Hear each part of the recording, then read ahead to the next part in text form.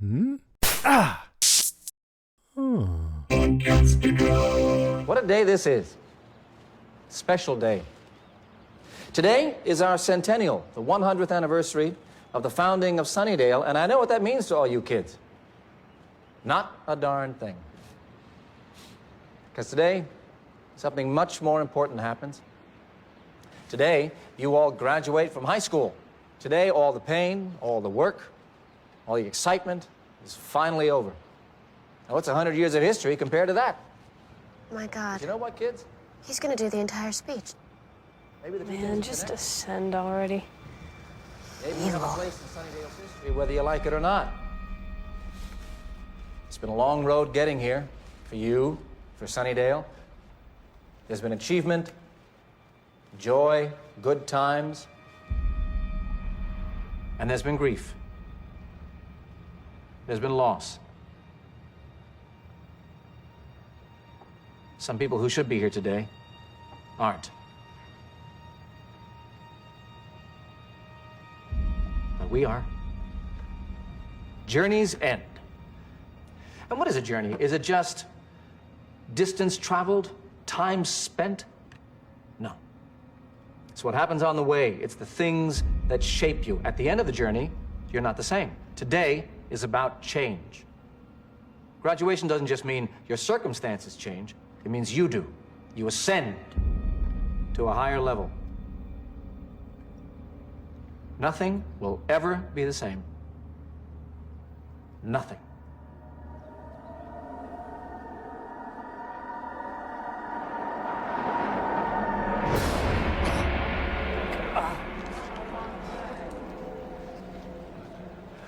And so, as we look back on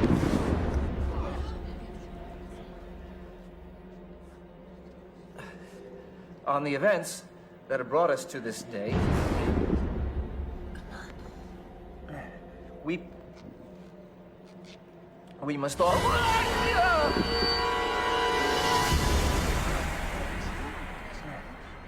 It has begun. My destiny. It's a little sooner than I expected. I had this whole section on civic pride. But I guess we'll just skip to the big finish.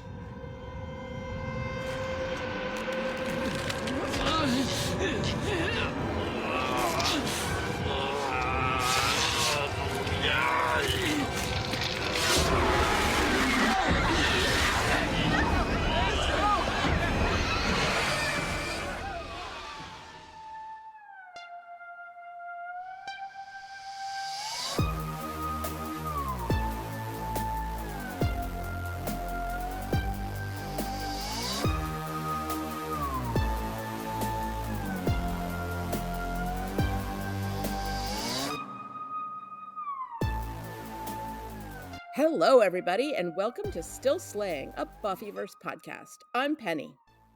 And I'm Sam. And I'm Kara.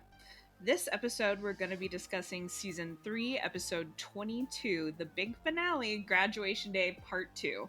This one is also directed and written by JW, and the original air date for this episode was July 13th of 1999. Some of the alternative titles in other languages for this episode were what translated to be The Challenge, second part, in Italian, and The Day of Retribution in German. Leave it to the Germans. I love that. All right. Very German. This episode caused some controversy in the media around the time that it was to air. The Columbine High School massacre had happened only 4 weeks earlier than Graduation Day Part 1 was aired, and the shooting was widely blamed on violence and entertainment. Let's get a new argument, people. The WB it's not already... true psychologically, by the way. Yeah, it's just every generation likes to blame the entertainment of the new generation. Yes, rather than take responsibility. It's not like human history has violence in it. I mean, like, what Just video immediately games? thought of Genghis Khan. Yeah, like, what video games were the ancient Romans playing? Oh my gosh, do you remember the violent TV shows that sparked the Crusades? Yeah.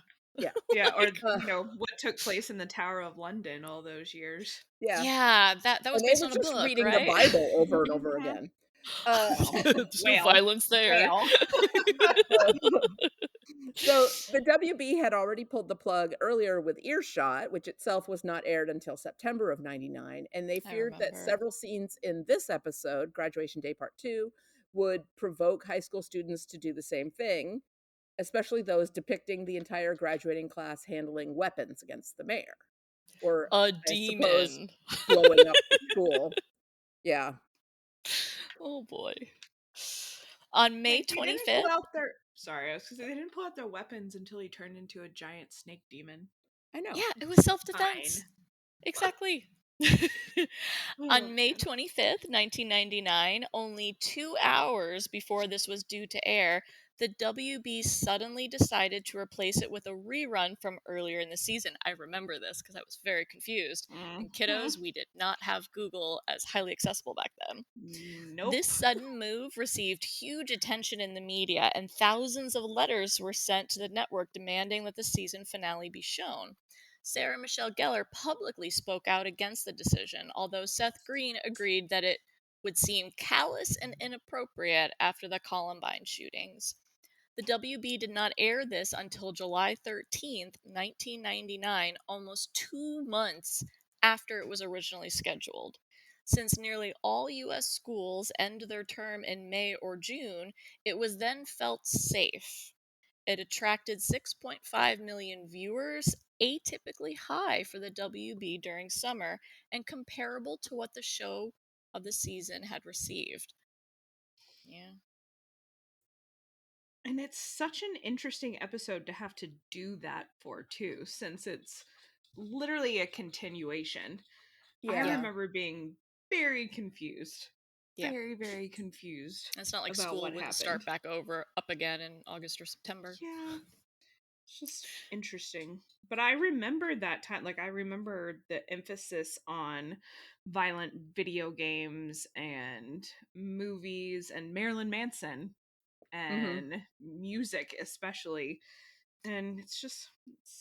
There's credence in the mental health literature that watching movies and video games with violence can elevate our heart rates and get us excited. Yes, that's a thing that happens. All of us who've seen action movies in the theaters and will feel that more often than not does not lead to acting that out against someone else and hurting them. Otherwise, there would be hundreds of this happening everywhere. So, like, the logic of the parents being involved, and not to blame all the parents, but parents, school administrators, the community, friends, we find that there's other warning signals, and that this was just a scapegoat for someone to say, oh, let's blame the entertainment industry rather than take responsibility for the failure of this country in regulating mental health and other things like weapons. We've come so far. Oh, it does hurt, doesn't it? so far. Oh, I just hurt my own feelings. But we could talk forever about that. So let's go back to July of 1999 and find out what was happening. So much was going on. I don't know. Number one song in the US was Bills, Bills, Bills by Destiny's Child. Number one song in the UK was Livin' La Vida Loca by Ricky Martin. Best-selling books, Hannibal by Thomas Harris, a fiction book, and Shadow by Bob Woodward, nonfiction. US box office number one was American Pie, with our own Allison Hannigan playing a very memorable role in it. Oh, gosh. Number two was The Wild Wild West. Wild Wild West. Number three was Star Wars Episode 1, The Phantom Menace. It's funny that we talk about American Pie because I watched a little bit of that. Was it the Blue Ribbon Baking Championship on Netflix? Like America's response to British Bake Off. And Jason Biggs is the main host, and he makes this really awkward joke about pie at the Ooh. beginning of the first episode, and I was like, this is where we're at now. I don't know what to think about this. All right. You know. That's And hysterical. You since cannot live it. it was a very special introduction, but since we had so much time pass between, you know, the airing of Graduation Day Part 1 in May and then Part 2 in July, I went and pulled some of the most notable events from May, June, and July to go over. And I figured we can rotate through them, and if there's something that Oh, I went doesn't ahead and seem- assigned sections. Oh, okay, that's So good. if you scroll down, Oh, I see. I gotta refresh. Tara, now. you get the first section. Sam, you get the second section, and I'll take the third section. And I did that on purpose because Got I it. want to talk about JFK Jr. Okay. Nice. Okay, so May 28th, after 22 years of restoration work, the Last Supper painting by Leonardo da Vinci is finally put back on display in Milan, Italy. But that was kind of apropos for the time right now after the Olympics wrapped up, and That we whole had some really controversy fun that was discussions. not actually about the Last Supper. Yeah. Yeah, but who's gonna tell him? It's fine. I swear. And then May 29th, after 16 years of military rule, Olusegun Obasanjo, I'm sorry if I butchered that, becomes the first civilian to be elected president of Nigeria. May 29th, this one's especially for you, Penny. The Space Shuttle Discovery docks with the International Space Station. Go NASA! I love it. Also on May 29th, the 44th Eurovision Song Contest takes place in Jerusalem. I love Eurovision. Yeah. It is so entertaining. Ugh, I bet it was, I should go look up 1999. I bet that was a good year for this. And then on May 30th, Kenny, I am not going to say this right, Brock wins the Indianapolis 500. On June 6th, 345 prisoners escaped from Putum Maximum Security Prison in Brazil. Also on June 6th was the 53rd Tony Awards. June 9th, the Federal Republic of Yugoslavia and NATO signed a peace treaty. On June 10th, NATO suspends aerial bombing when Slobodan Milosevic agrees to withdraw from Kosovo. June 12th, Operation Joint Guardian, a peacekeeping task force, enters Kosovo. June 16th, Thabo Mbeki, I don't think I'm pronouncing that right, apologies. I think that is correct, actually. Oh, yay, cool.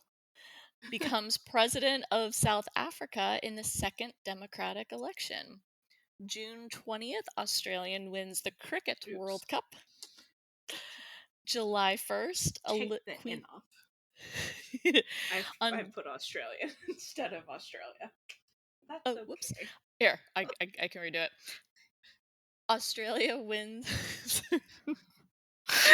Sorry, I have the giggles now because I read it like this makes sense. Well, that makes me feel slightly better. I did not notice that until you pointed it out. My brain goes, oh wait, after you point it out. Australia wins the Cricket World Cup. On July 1st, Queen Elizabeth II opens the Scottish Parliament.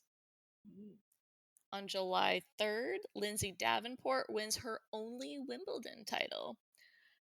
And on July 4th, Pete Sampras wins his third consecutive Wimbledon title.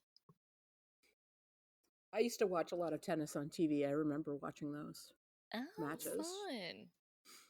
Fun. July 6th, Barry Winchell, a private in the U.S. Army, dies after being attacked by his fellow soldiers for having a relationship with Calpurnia Adams, a transgender showgirl.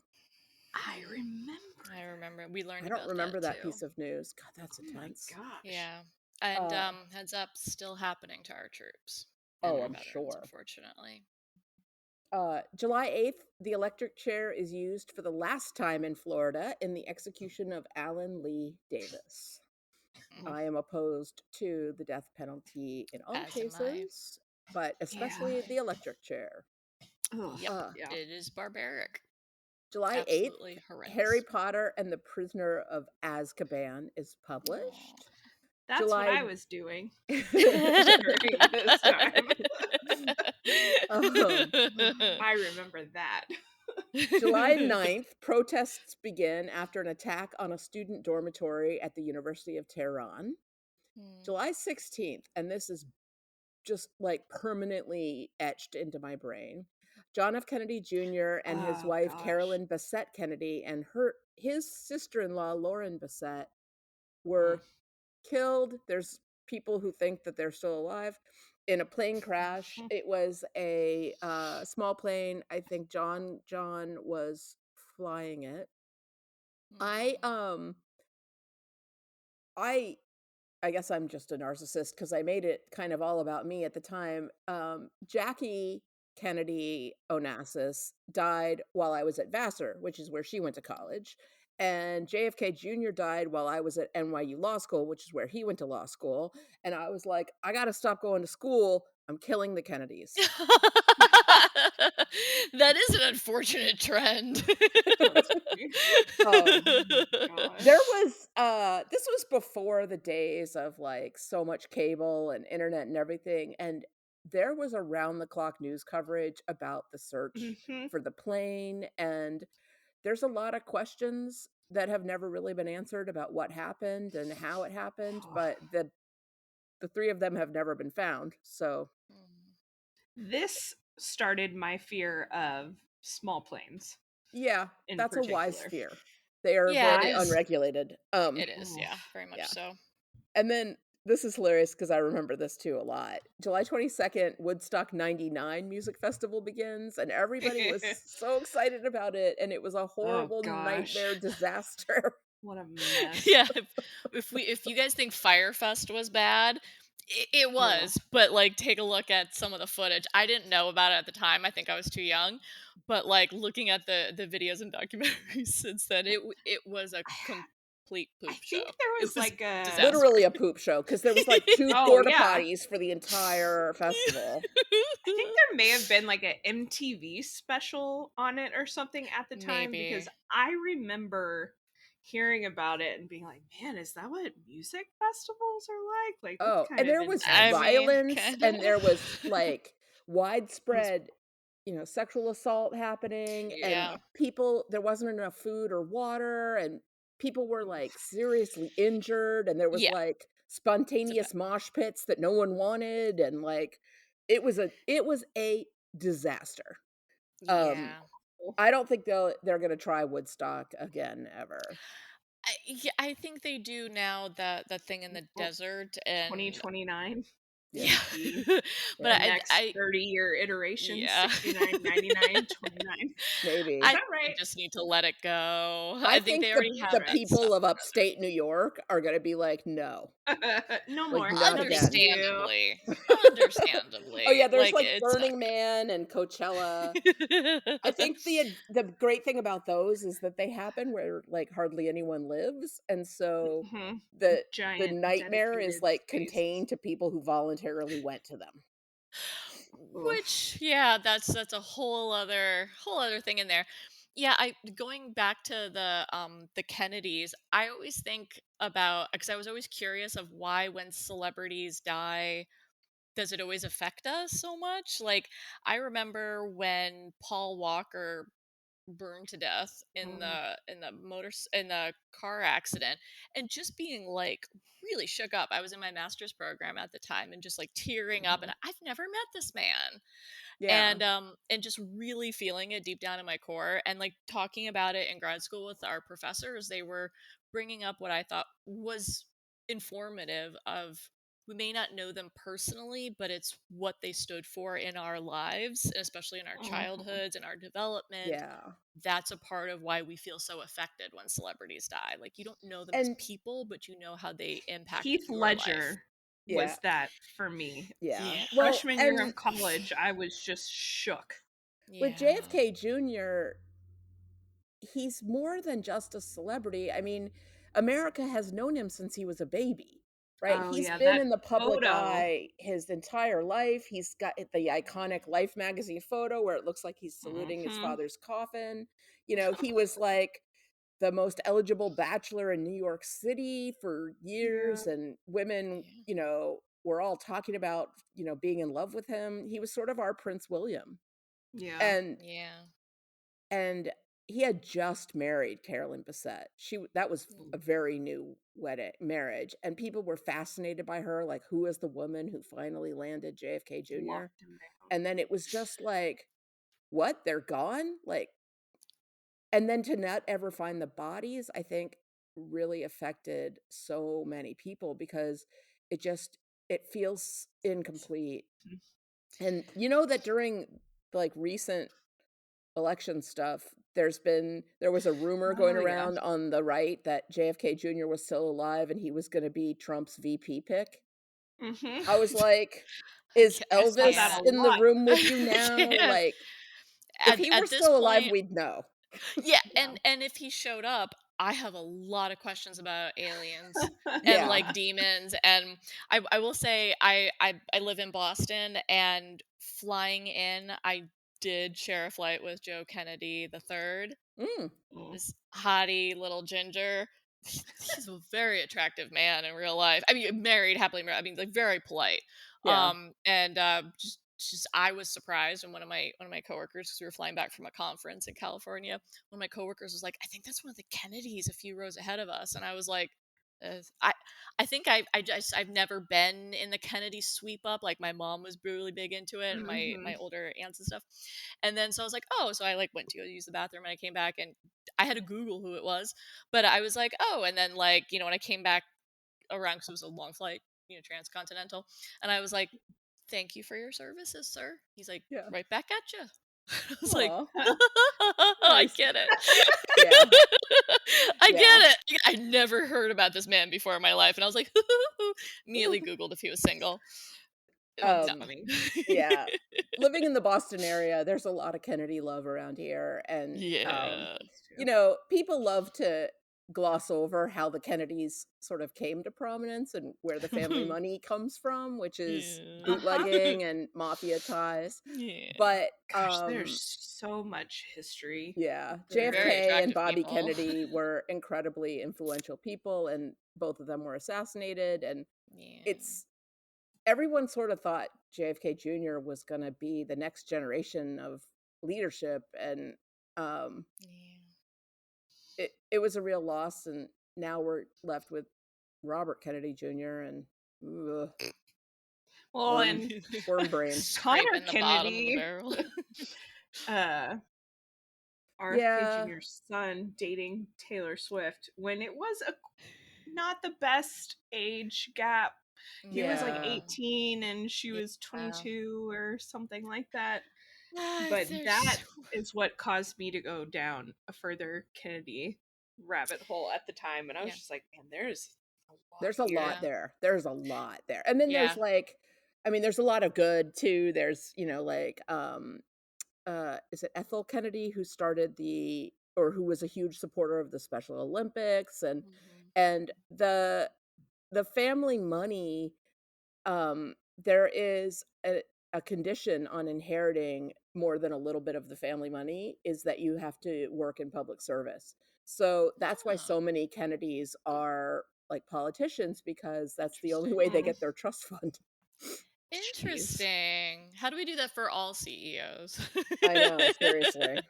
Um, it's But just yeah, the something that charisma's real, people. that that Grandma Kennedy insisted on in when she put together her trust and estate stuff. And Hmm. people Cool. get money from other sources, and all the Kennedys make their own money, but like the Yeah. big family money comes with this condition. Nice. Jeez. All right, let's get into it about Graduation Day Part 2. The episode picks up right where it left off, with Mhm. Buffy having just stabbed Faith, and Faith falls on that truck and goes wherever she's going. And I guess Buffy thinks she's killed Faith at that point. Mhm. We of course find out she's not dead, but I love that the scene because the mayor comes into the apartment and is looking around just as Buffy like climbs down the fire escape ladder to leave. Yeah. Makes me Yeah, it was nervous. like a one still. shot. Yeah. It makes Like you, a you always feel like continuation. she's gonna get caught. Yeah. Well, I go, know. Buffy, go. Yeah, it's like everything's in motion in this episode, and I really loved that. I loved that opening. I was struck by the quiet music in it and the Yeah. lack of dialogue. So you're just left with SMG's face and her acting, and considering how frenetically it ended, to then go into this quiet and almost like I felt her desperation and her It's so helplessness. jarring watching them Yes. back to back, Yeah. especially. It You was notice that so well difference. done. I was just floored by that opening. And yeah, the continuation shot to the mayor, and so good. They Such use excellent filming. they use that kind of same kind of thing later in the episode. It's one of my favorite sequences is when Buffy is laying out the plan and she's like, "All right." Oh wait, I wrote it down exactly what she says. She's like, "Okay, this is how it's going to lay out." And they dissolve the shot to the mayor saying, "This is how it's going to lay out." It's the exact same line and it overlaps with her. The audio does. And then he Yeah. gives a little bit of the layout of the plan. And then it transitions mid sentence into Wesley saying, day will become night, blah, blah, blah. It's an eclipse.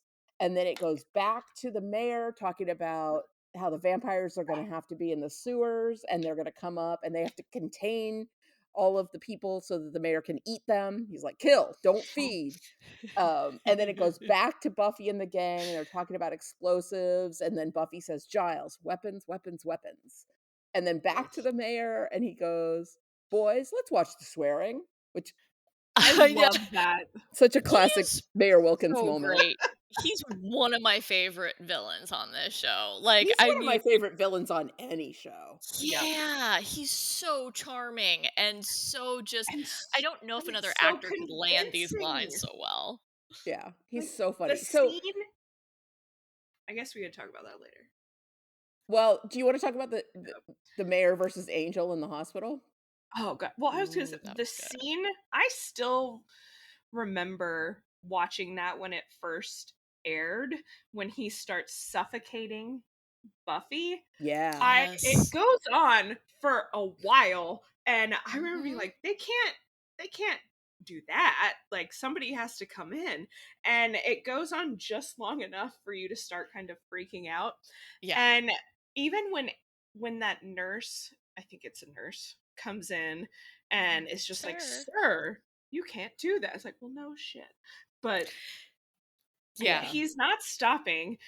And I love fifth grade me, like 11, 12-year-old me, also loved Angel coming in and like ripping him off I of know. Buffy. I did too. Yeah, It I was just mean, very but heroic. He's in his element. all right, I've got but it. I've got the sound.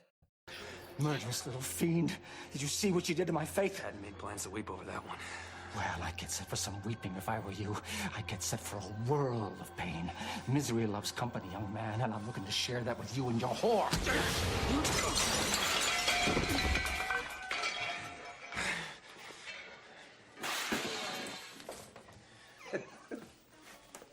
Well, looks like somebody's been eating his spinach. But no, it's okay, folks. It's all right. The show's not over, but there will be a short intermission. Don't want to miss the second act. All kinds of excitement. I'll be there. I love that confrontation. First the of all, flip. yeah, Angel drags the mayor away from Buffy, has to physically pull him off of Buffy with like his vampire strength. Mhm. And then the mayor calling Buffy a whore in that Oh yeah. Sir, you just angry, said language. yeah, I know. and he's There's so just such angry and all of visceral. his guard is down. And Yep. then when he realizes people are watching him, he flips back into Mayor Wilkins and it is so creepy. It So really is. why The do you way think he he did that? oscillates back and forth. I mean, one, I think he's trying to regulate his own temper and emotions because losing control in a public setting like that, he knows, one, it's not going to help his ultimate plan of ascension. And he needs to go ahead, ascend, like do what he needs to do, because if he takes it too far at this point in time, in front of a nurse already has seen the mayor trying to kill a teenage girl. Yeah. Like, I think he did it, one, in order to kind of regain control of himself, and he's so used to it. It's like second nature for him to oscillate back and forth between those two personas. And I mean, you can tell Angel has a little bit of whiplash there for a second too. Yeah. The scene right before it is amazing, where I love that the doctor accuses Angel of being on drugs. I'm like, yeah, it's about time someone asked him that question. And then the doctor is like so out of his depth, right? He's like, you two been doing drugs? And Angel's like, no, actually, I'm a vampire and I sucked your blood, but not all of it. It's like, it's so much worse, bro. He is a doctor in Sunnydale. I have so many questions. I'm like, he has seen some stuff, I think. Oh, yeah. He's like, oh, neck wound, huh? Got it. Yeah, but drugs, sure. What cracks me up every time is, first of all, Angel rips something off the wall, and then he's like, phone, and they're like, the doctor's like, it's over there, whatever, and it's a payphone, of course, and Angel has a quarter ready. I know. I'm like, he had to utilize payphones. Like, I know. I was like, look at this ancient. He had to adapt. You went from your pajamas and dying to the hospital with Buffy. When did you pick up spare change? I mean, adapt or die. Yeah. Maybe he has change in all of his pants. I don't know. Angel looks like someone who doesn't let things go. So you just know he just has just like random change in his pockets. He's like, you never know when this ancient being has used an antique. It's probably still like European coins. It's odd. Like but they do such a beautiful job of showing Angel at the payphone, and then the camera like swings around to the mayor getting the news about Faith. And then being like, she's probably not going to wake up or anything, and he's so distraught. And of course at that moment the audience realizes like Buffy and Faith are lying like on either side of the same wall. Like they're like 10 feet away from each other, maybe. That's intense. So good. And also I kind of would have loved a scene of Angel call and collect. Yeah. I don't know. Giles, I'm at the hospital. Yeah, calling Giles, collect. it's me. Giles, it's me. Well, you guys remember, right? For those who are kids who didn't ever call collect, a lot of times, because I grew up in a pretty poor family, we would try to get the whole message out before. The part where you're supposed to just say your name. We would try to get the whole message out before. Yeah, you'd be like, I need a ride from the high school. And then, your parent... Buffy's in the hospital. And then your parent would be like, I don't accept the charges. And then you'd hang up because... and it didn't matter. You could just go, yep. And you got to be like, Giles, we're in the hospital. Because Giles is unemployed. Especially at the end of this episode. There's no more library. Yeah. They really do a number on the high school. So the hospital scene is amazing, and then I really enjoy when the Scooby Gang shows up, and they're like, "What happened? What happened?" And Angel's all like, well, well." And Oz is like, "You seem okay." Yeah. And then Xander gets to have a moment of joy when he calls Angel out on it, and he's like, it's good to know when the chips are down, you'll feed on the girl that loves you to save your own ass. And I couldn't help being like, that was like Xander's like best moment in his entire high school career. Like, he's so happy that he got to say that to Angel. He was an I told you so friend. Satisfied. Yeah, definitely. he was an I told you so friend, which kind of brings me to the scenes before the feeding and the hospital, with like COVID Angel moping and noping out when he saw it was Willow and not Buffy. Yeah. And and he's like, I Willow? love that part. Oh, Willow. No, not worth my time. I don't think it was supposed to be funny, but I was And she's just cracking like, up. yeah. Like, it's like, Yeah. yeah, it's me. It's Yeah, he's Willow. like, Yeah, oh, I'm not Buffy. not worth my Yeah. energy. and then like I laughed when like Buffy came in like knowing what she was going to have to do. I think she realized what she had to do when she was staring up in that moment in the beginning of the episode. And it looks like Willow and Oz are about to get it on. And I'm like, sorry to interrupt your like almost sexcapade while my boyfriend's dying. You guys can go home now. Yeah. And also like the one part where Oz is like, I think Willow says something to the effect of, he thought it was Buffy, and Oz was like, you too? And I was You like, too, where was huh? that scene? Yeah. I want to see him I trying to know. like make out with Oz or something. I love Yeah, that's that. funny. That scene with Buffy, when Buffy, first of all, she hits Angel repeatedly to turn him into vamp mode so that he'll feed off of her. And even at the time, I was like, this is a horrible model for young Seriously. women about relationships. Like, only on Buffy the Vampire Slayer is like beating the crap out of your boyfriend like An act of remotely love. okay. And Yeah. and like I just, she also like in later episodes fights with a different love interest, and Yes. And I that's just even want the worse. show to have like a pop-up But video. why is like it hot? violence Like, in it a doesn't teenage make romance is not okay. I know, because like the blood drinking scene was hot. That is Yeah, I so was just like, sexual. I'm not sure it was supposed to. Cause I'm watching like, did they mean for this to be so freaking hot? Like, Yes, But I think the that's nature intentional. That is of so intentional. vampires in general, like there's a sexual aspect to it of sucking someone's blood and like taking a part of them inside you, and to become a vampire, I know, like to become a vampire, you have to drink some of their blood, and it's just you can't help it. It's just yeah. I mean, I it's saw been used as a sexual sexual metaphor energy. Yeah. so many times in Yeah. fiction. I think they just did a really good job of it here. Yeah. It Both was of them did very really great. sensual, and they did really Mhm. cool camera things where they like focused on Buffy's eye and then her Yes, hand I like love- crushing yeah. whatever that thing was that she crushed. Little And vase or some then they it was pick like- out. metal. But if Did you she think owe? about, I don't.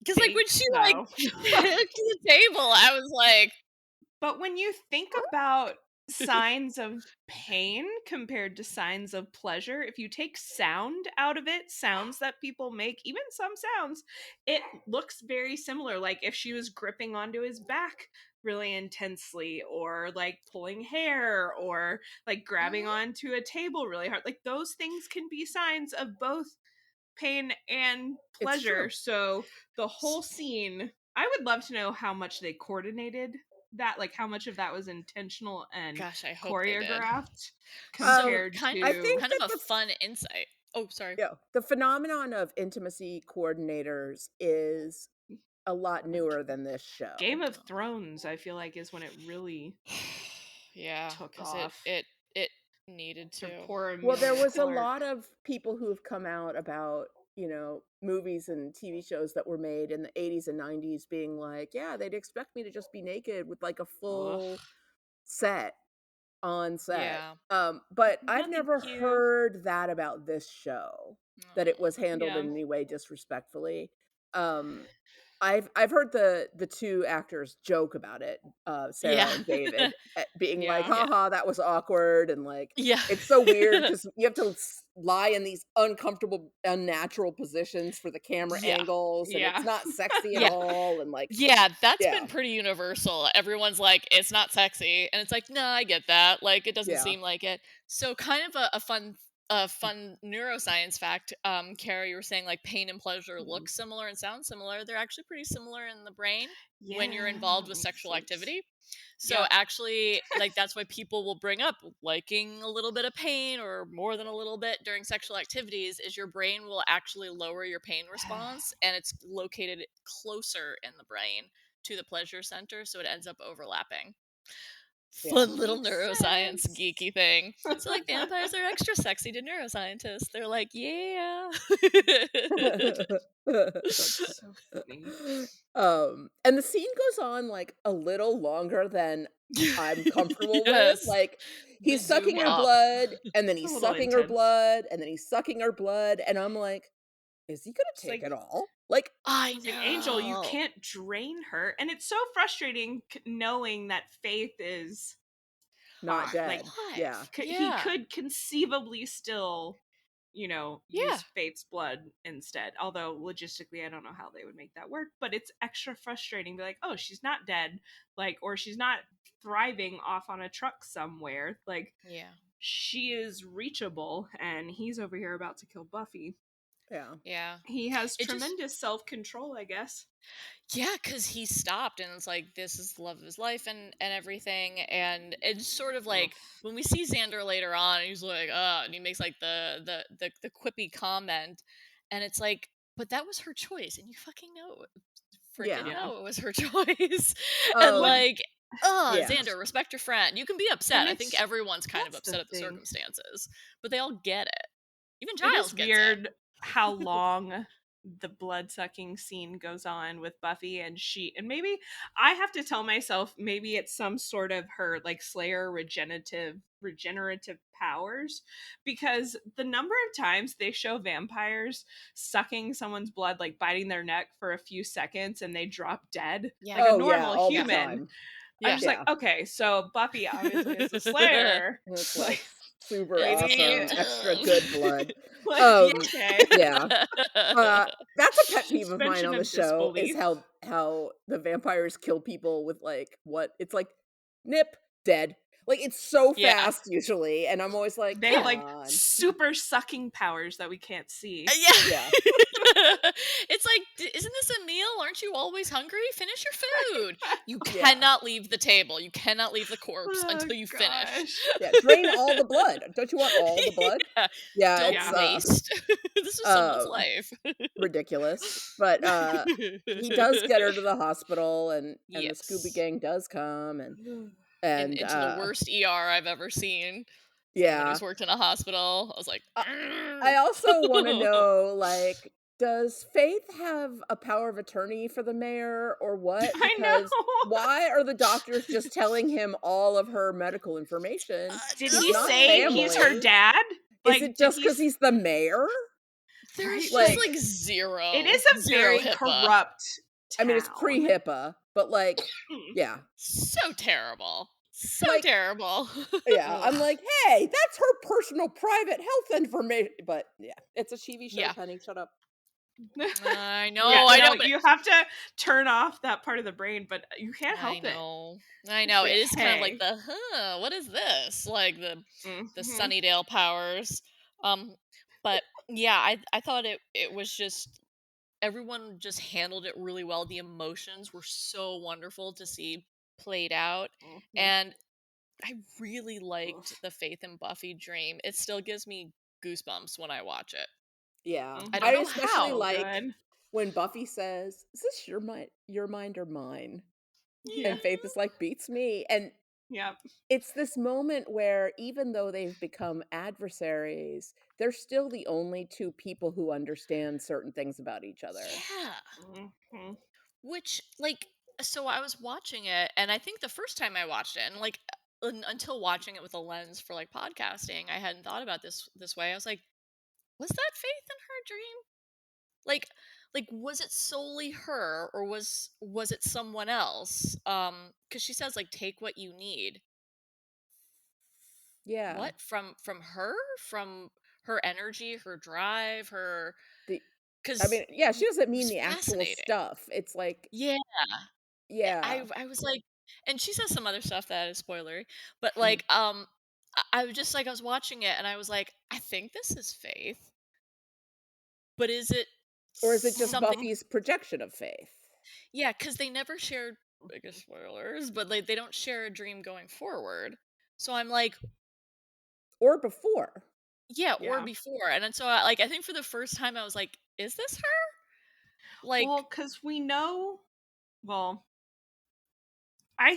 I assumed that it was her, and that's only because, not based on really evidence or anything, but mainly because we know the first evil has been able to, have Buffy and Angel appear to each other in dreams. I assume that, forces and energy with the Slayers, like this mysticism surrounding the history of the Slayers, there has to be some sort of equivalent, what's the, Like the like powers that be? Aristotelian, yeah, like The powers that be is more an angel, but they're around. that's the thing, like It's also, complementary power. There you go. yeah, Yes.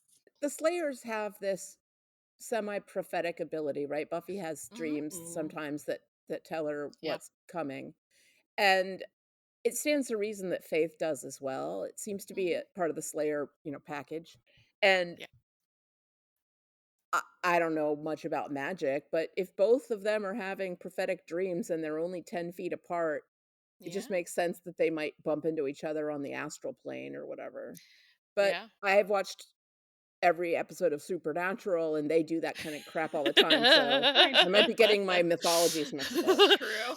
I mean, it makes sense, and I was just curious because I've always thought it was Faith, and then like when I was watching it, I was like, she Is it never was Faith? this chill But with she's Buffy. in a coma. Yeah, I was like, She I love the And- line later when Willow is like, Faith told you? And Buffy's like, yeah. And she's like, was that before or after you put her in a coma? Oh, And yeah. Buffy's like, oh, after. After. And then after. Willow just makes this like, oh, I'll put a pin in that and ask her about that later because that's weird. Yes, exactly. It's like, and then oh well, I'll save Yeah. it for the spoiler section because I think that was another reason I was like, that, Well, that made me wonder. I do think Buffy thinks ultimately lands on it being Faith. Yeah, Yeah. 100%, Being 100%. in her, like actually Faith's whatever consciousness, however you want to frame Yeah, it, because even the absolutely. way she tells Willow so matter-of-factly, she takes Yeah. it as coming from Faith, not Yeah. like, And I had that- a dream or Faith said something in my dream. She seems to think that Faith That she had a real truly made an conversation with Faith. appearance. Yeah. Yes, Yeah. because think about it. What's a better way to get Buffy's trust? If you had Yeah. a message to give her, be someone that she could communicate with in the spiritual plane. Yeah. And someone who had an in with a mayor. I don't know, it's my little like conspiracy theory, or maybe it's like Faith tapped into something else because she says something that there's no way she could have known about. Yeah. Oh yeah. Oh, that dream. Yeah. Such a important So dream. beautiful. Also, Oh. the cat. Yeah. Oh yeah, I love that. Yeah. Is the cat Faith? Is it like that? She's like, who's gonna take care of her? She takes care of herself or something like that. And I was like, What? the cat's supposed to be you, Faith. Yeah. Who's the cat? Who does the cat Yeah. represent? Yeah. And then Buffy, after she wakes up, she gives Faith just the most gentle kiss on the forehead, and it's just evidence of how complicated their relationship is because they hate each other, they love each other, they understand each other, they're so different from each other. There's so many things going on there, and if Faith were awake, Buffy never would have shown affection to her like that. Wouldn't have been safe to. She needs to emotionally. have her guard up all the time, but with Faith unconscious, you can see that Buffy still loves her. Yeah, Oh, yeah. absolutely. It is interesting because I don't think any other time in the Slayer history that there's been two, other than what Buffy has encountered. Yeah, but just I don't think Buffy and the Kendra, Slayers and now ever Buffy and Faith. survived. Yeah, Yeah. Like, so what are the it's an odds, interesting though, dynamic. that, I mean, I guess statistically it would be likely that two existed at the same time due to the nature of, Right, but only one the gets job, but called not at once. interacting. Yeah. That's the thing. Yeah. So there could The have been two on potentials. like completely different ends of the planet, Yeah. or in different countries. But the fact that Two full Yeah. Slayers. Buffy now has interacted with Kendra and then Faith, Yeah. it's definitely, it seems unprecedented. It's Yeah. a little tidy. Yeah. Yeah. No that's CPR in earlier histories.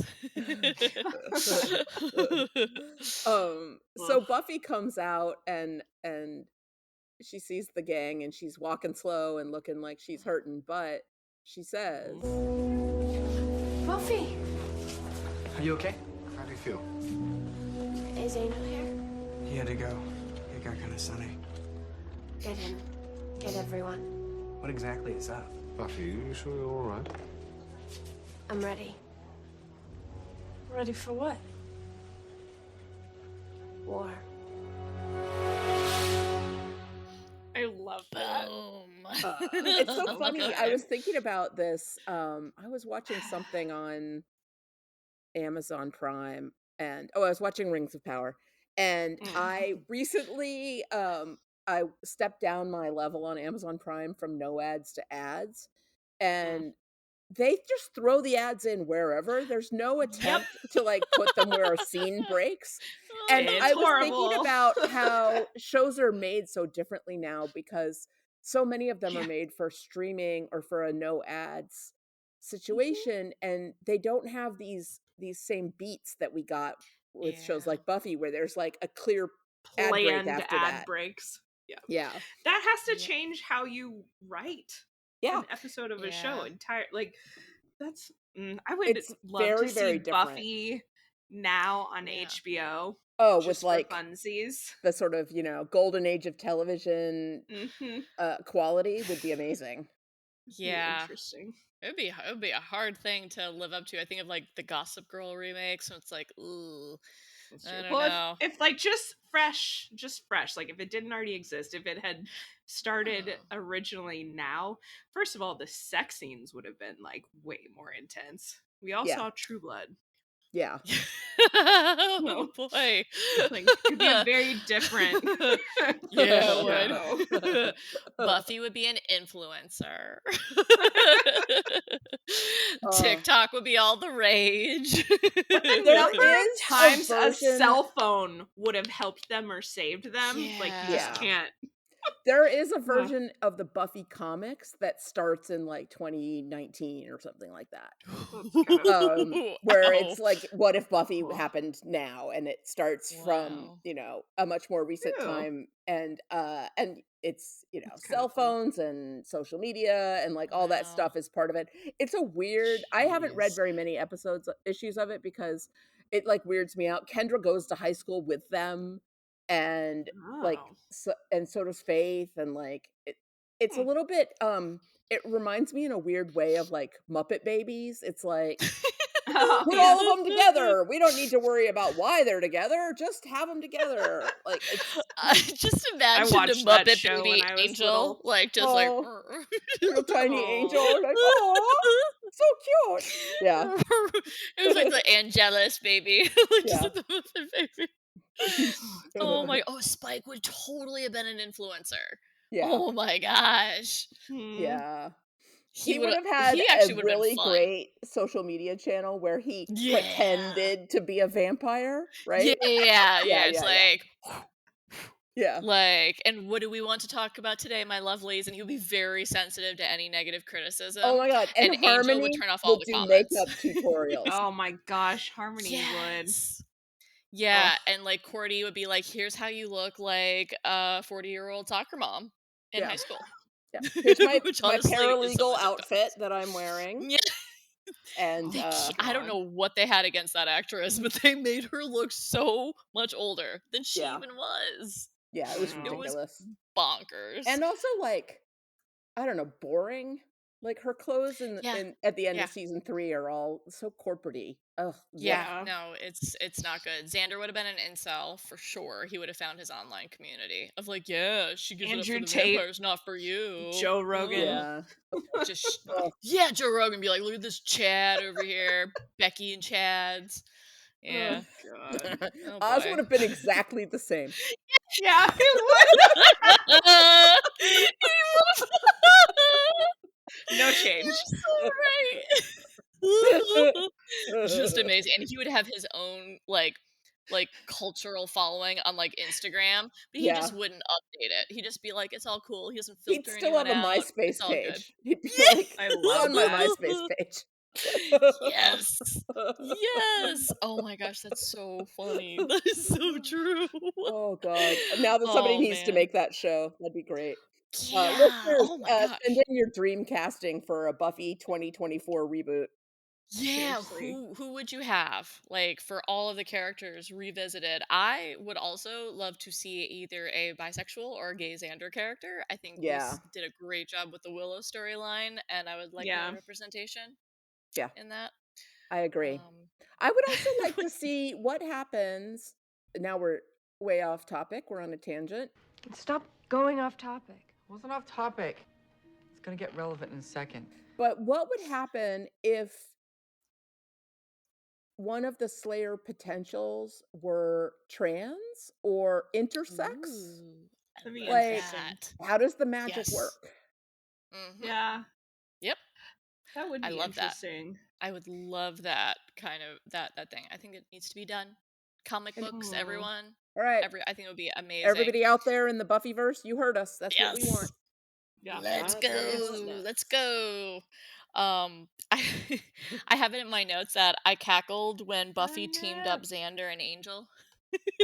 Oh yeah. And Angel. and Xander's so like, am I still the key guy? I want to be the key guy. Like, he's such a child about it. And Angel's like, it's fine. Like, Angel looked so disappointed to be paired up with Xander. He was just like, ugh, this guy. And it's like, it's cool, I'd be bummed too if I was paired up with Xander of all people. Yeah. You have a witch, you have a werewolf, you have a vampire, but you get this guy Yeah. who is key. But Yeah. he says, am I still the key guy? Like, oh man. Like, once you say it, it stops being cool. Yeah, But- like, I mean, Xander, way to go. Like, you bummed out someone who has gone through a lifetime of tragedy. And he's like, really? Yeah. I just thought that was super funny.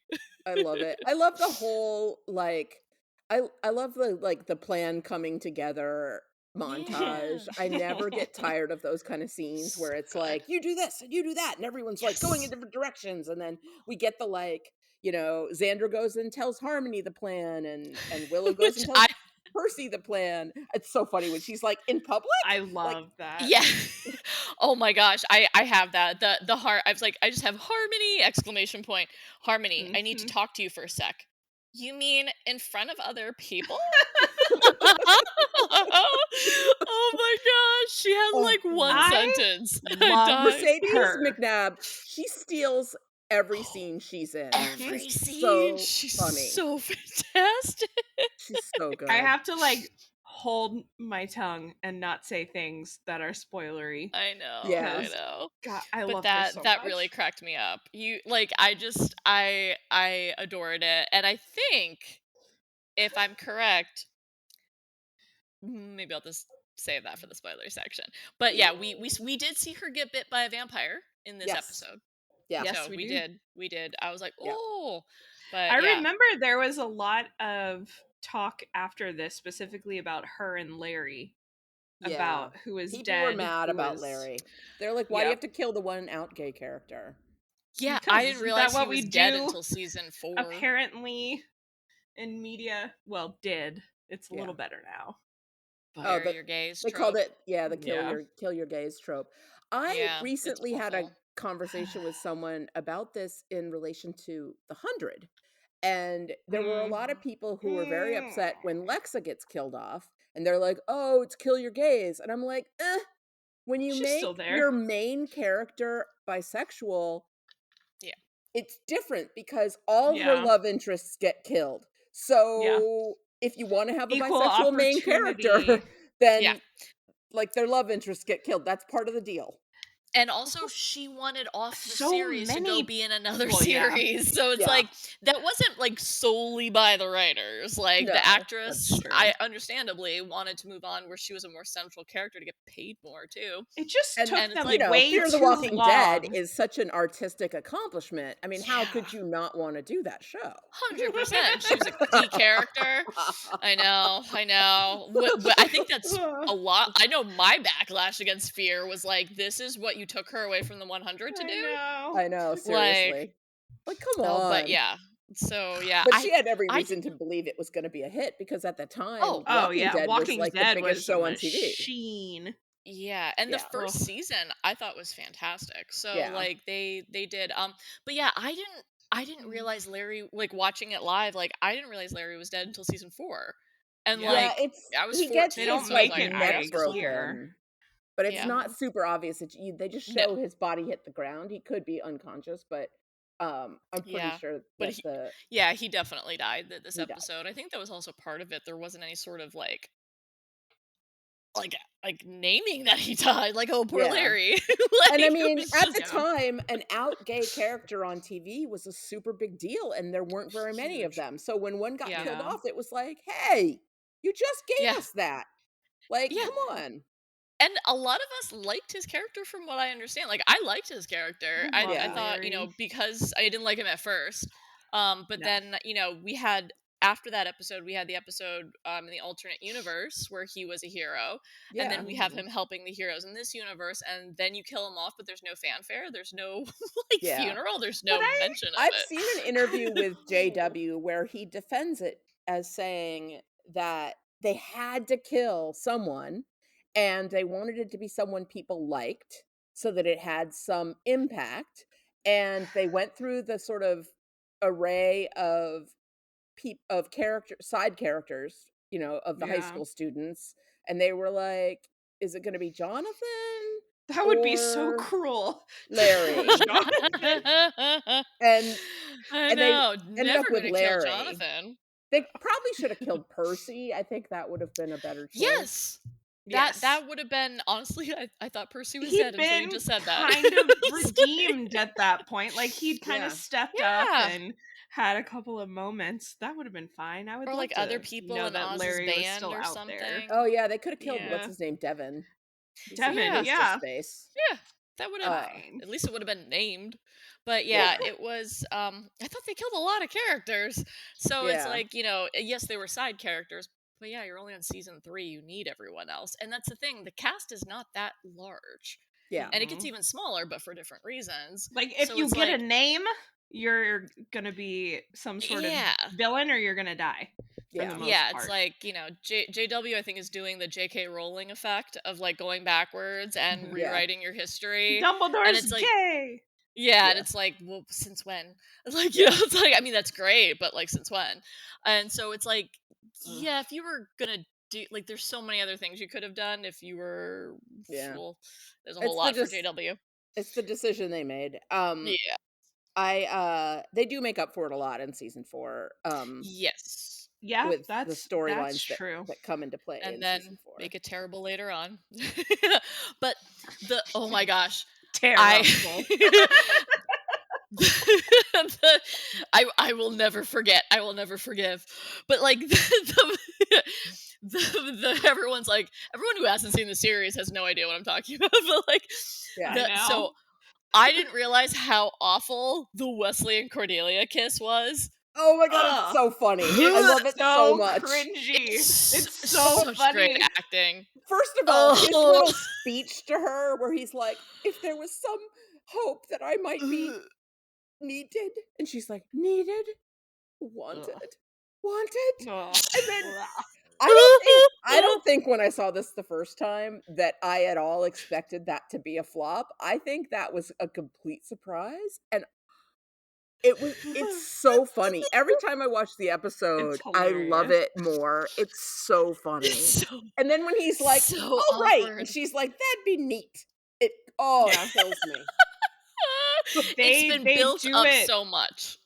And it was just terrible. perfectly.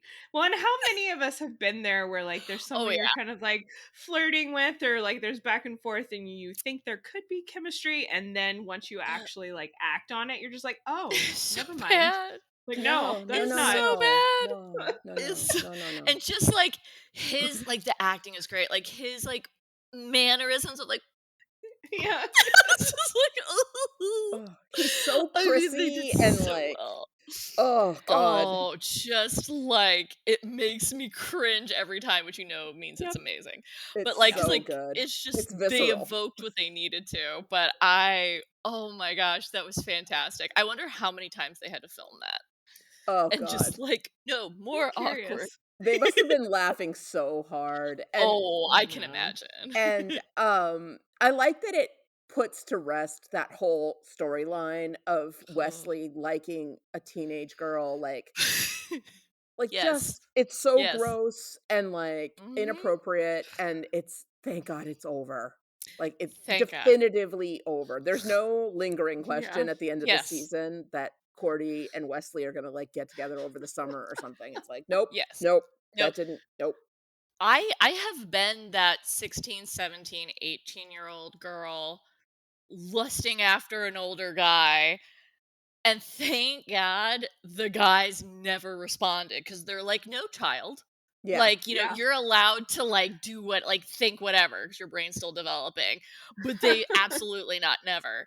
And so it's like, thank God. And then the show is like, what if the guy gave in? And it's like, ew. Yeah. Like, no, that's not how Gross. this works. Yeah. Ugh. It's funny because stuff that happens over on Angel just like sort of Yeah. is Well, hilarious. Also after gets this, ruined. but Yeah. yeah. Yeah. Anyway, back to the pre-battle. A scene that I find incredibly moving is actually quite short, and it's Angel and Buffy's sort of pre-goodbye. Yeah. So, are we sure that everyone's good with their I'm not positions? gonna say goodbye.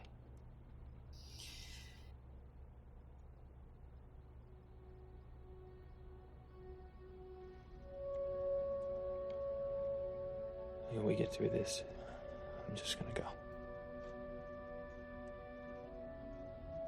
You understand?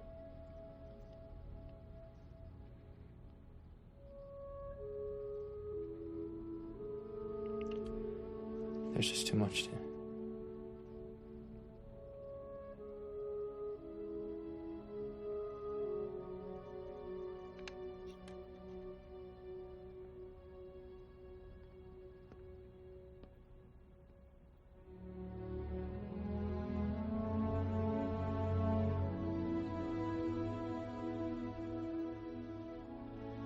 It's such clever writing.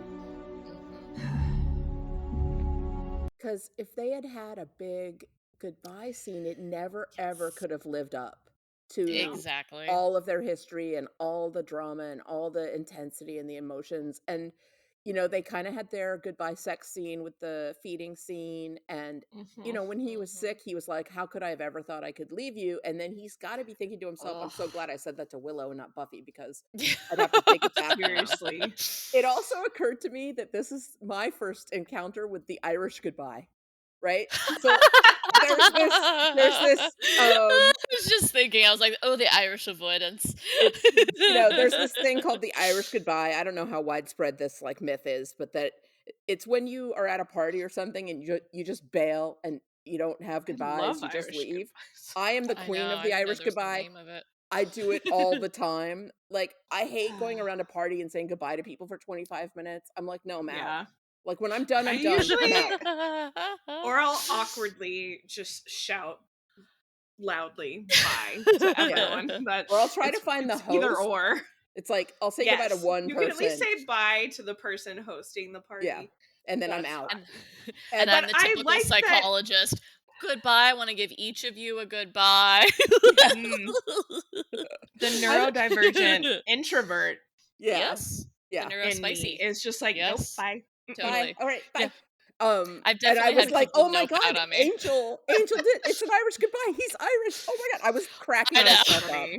I was But like, I'm glad no, you it's so brought up funny. the fact that he said those things to Willow, because if he had said, like, I thought I'd never see you again, I can't leave you, I need you, to Buffy, and then it would have left. been so cruel. Like, it would have just been would have made cruel. it so much worse.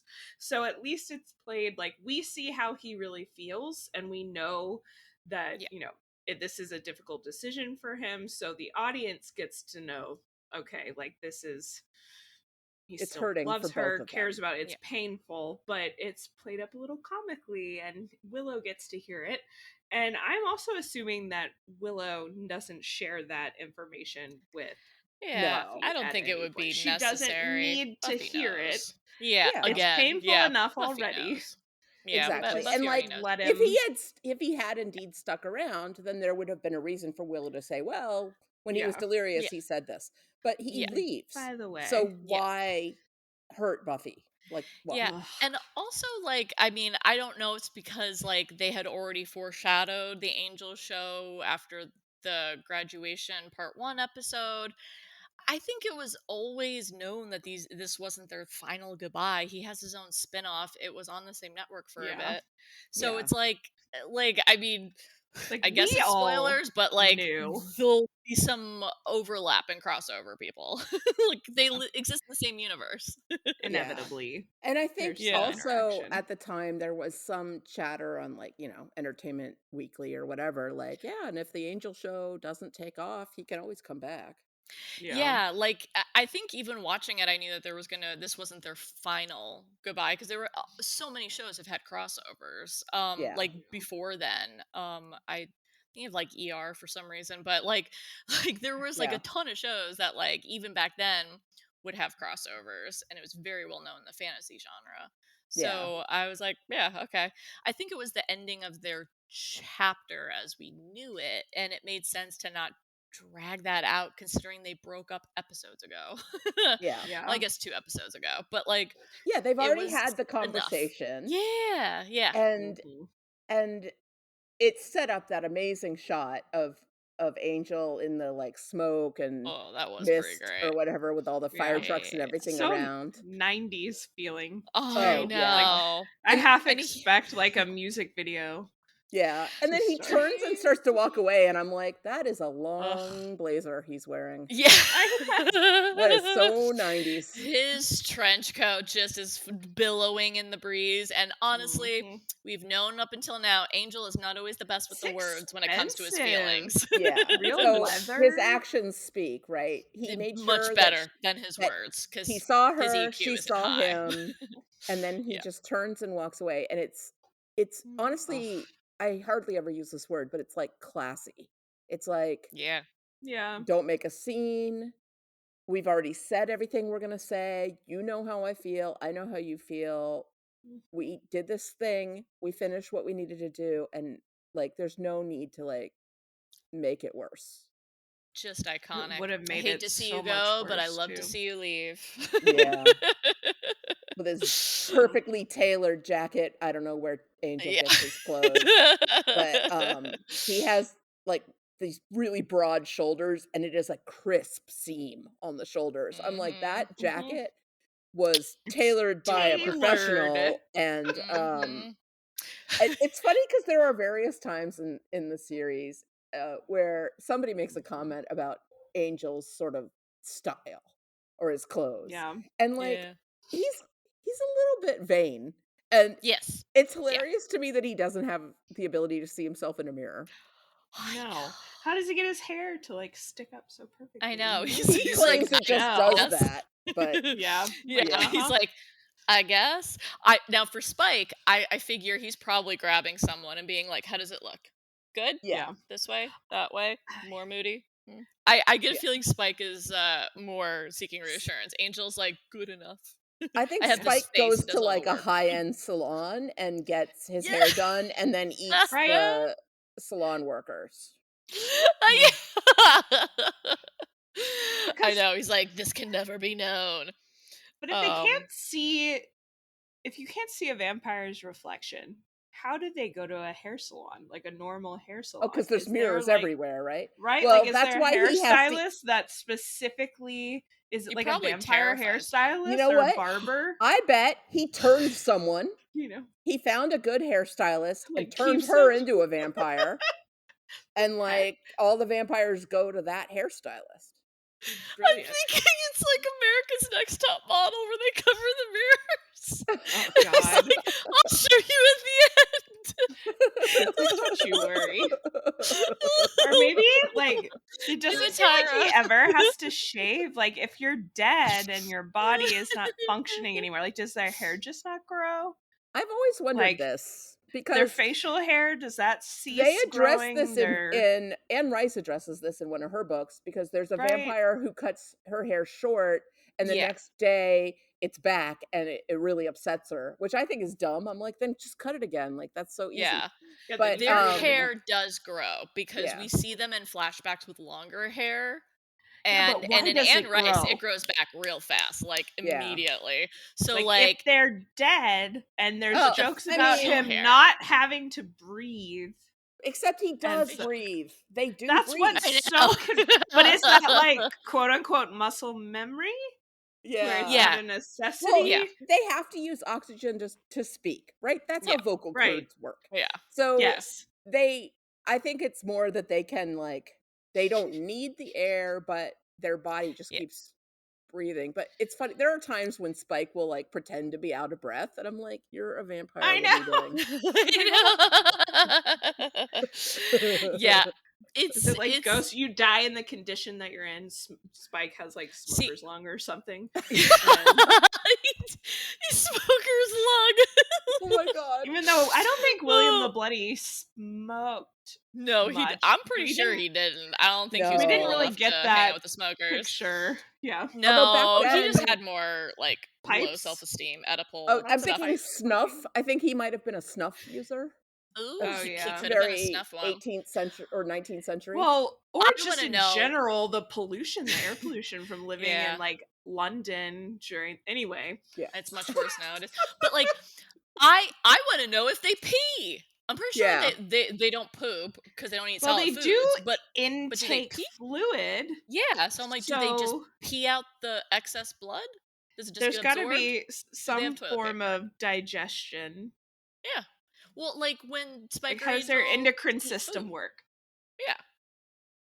We know Spike likes human food. Like, Yeah, he does eats blooming that end up onions. just being Which is weird because other vampires and other vampire lore can't eat human food. Like it tastes I know. bad. But he Oh, likes yeah, it. Goodness.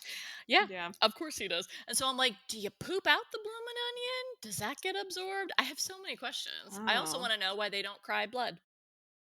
They Yeah. don't drink right? water. Why aren't their tears bloody? This is like that time we were like, why is Angel sweating? Yeah. Why? And why isn't it blood? Yeah. Oh, Do that you would be drink water? horrifying. Ew, pink, like sweat. Oh. That's so gross. It was too much added color for Angel. He was like, oh no, it's not black. Oh no. It has personality fluid. Maybe there's just some magic to Not mopey enough. vampires. Yeah. Not Yeah, mopey it's, enough. it's too bright. I can't have Yeah. it. Angel in pink, not so much. Oh my god, I would like pay money to see that. But so one of the things I was wondering is, so the mayor said he'd been working on his speech for 100 years. And he says in his speech, Sunnydale was founded 100 years ago. So did he Yeah. was he one of the founders of Sunnydale over the Hellmouth to On- prep for the Ascension? And he would Exactly. need That's what- sacrifices. This is a Yeah, 100-year that's what I plan. assumed in the making. Wow. Because we I did see not know those that until this images, watch. Faith, those Faith pictures of him. says, Mayor built this town for demons to feed on. And Yeah. come graduation day, he's getting paid. So it's a 100-year-old plan. He's been waiting for the Wow. day to put it into effect to become That's why a he snake. kept his shit together in the hospital. Yeah. Because he's, He's like, like, I need I'm all my so close. sacrifices. Yeah. I need my McDonald's Happy Meals Yeah. right I'm here. gonna eat all these people. Yeah. Yes. Ugh. And also, did he have to eat children? Like, I mean, was that a part of it, or like, because he was Maybe- eating all the high school students? Couldn't Maybe have been the at more youthful and PTA? healthy you are, the I think it more was just strength that the gives you. convenience of them all being in one place, because That makes he was sense. definitely planning And on their also parents, eating their too. parents. Yeah. Yeah. And And the like the teachers. first one he ate was Snyder. That was so Which fantastic. was amazing. Yeah. Which was I mean- amazing. I'm like, Snyder, what did you think he was doing? I Snyder knew it was love bad. when Yeah. he goes, "This is simply unacceptable," and he's just so indignant. I And know. It's like, why aren't you afraid? Why aren't you Yeah. afraid of a giant snake? And he's like, and I mean quiet, mister. And when I say quiet, I mean gobble. Like, it's just okay. But I mean, it was like, what did he think? He being a knew that the dick man until was onto death. some stuff and like demon Yeah. stuff, and it's like, how are you shocked and He probably indignant? thought it was like small potatoes, not that he was going to turn He knew he was going into- to kill the kids. So I'm like, Yeah. are you mad that he's a giant snake? Like, what is happening? I mean, I could He's see mad him that it being was like thrilled. noisy and messy, right? I think Yeah. he didn't care about demonic. He just wanted everything to be orderly. Mass murder quietly, Mayor. Yeah. Like, I can't mean, you that do the fits Kool-Aid with his thing? That's very character. tidy. Tidy. Oh man. But I never get tired of seeing them all like throw their robes back and Oh, yeah, and having pull out the like giant weapons. crosses and So weapons and cool. like I love lighting it. flaming arrows. It's just such a good, fun moment. Yeah. And And seeing then them when the all come vampires are together. like, let's get the kids. And then they turn and Yeah. it's like They're like, everyone's running "Yarr." at them. And they're like, oh no. That makes me I so know. happy.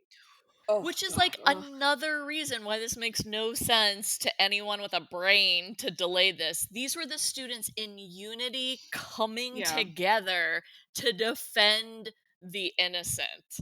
Yeah. Like, Well, it and was the most unified that Sunnydale High ever was, and it was a beautiful moment that didn't have guns, and That's it true. was amazing to see them fight monsters that were trying to kill them.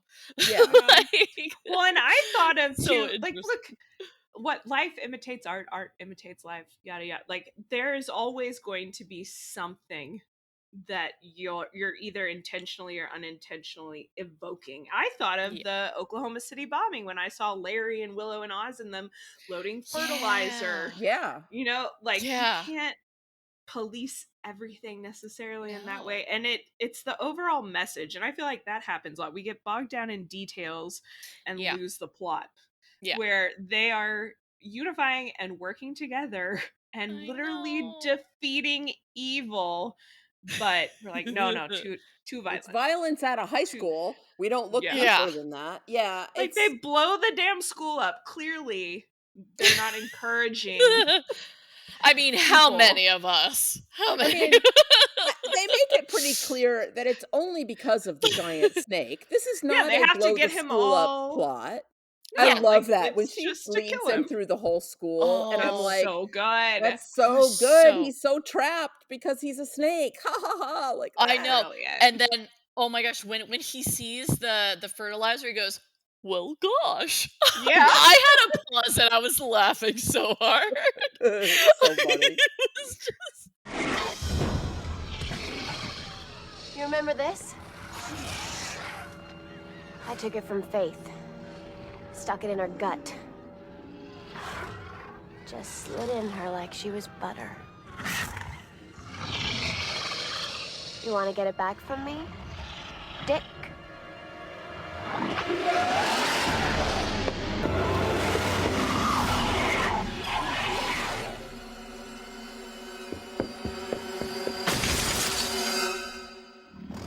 Well, gosh.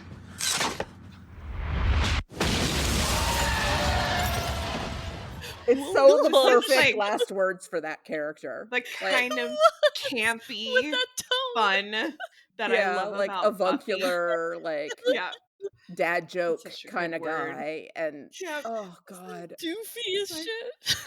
It's like, I love this. Fresh. A Oh, mass gosh. murdering monster who's been planning this for a century, outwitted by a teenager and a bunch of teenagers. Well, gosh, golly. Yeah. Oh I do my I love don't know, the it's so eclipse amazing. aspect of it too. Yes. For whatever that's one, awesome. it makes it feel much more dramatic in general that it's darkness, but it just seems Yeah. so appropriate. Like, Because then the vampires can come out. He would want his backups, you know, to come in, and that way we can see Angel kicking butt, which was amazing. And it's like, Yeah. hey, heads up on his That was good. spinoff. He's fantastic at this. And Cordy gets yeah, her it was just- first kill. Yeah, yeah. while Wesley's on the ground. Yeah, whimpering. Yeah. I love her and Jonathan together. Oh my Apparently, it gosh. was Alexis Denisoff's idea to have Wesley get knocked out without even doing anything. He was like, Spot Wesley should on. not be able to Yeah. succeed at all. Like Wesley should I get knocked out right love away. it.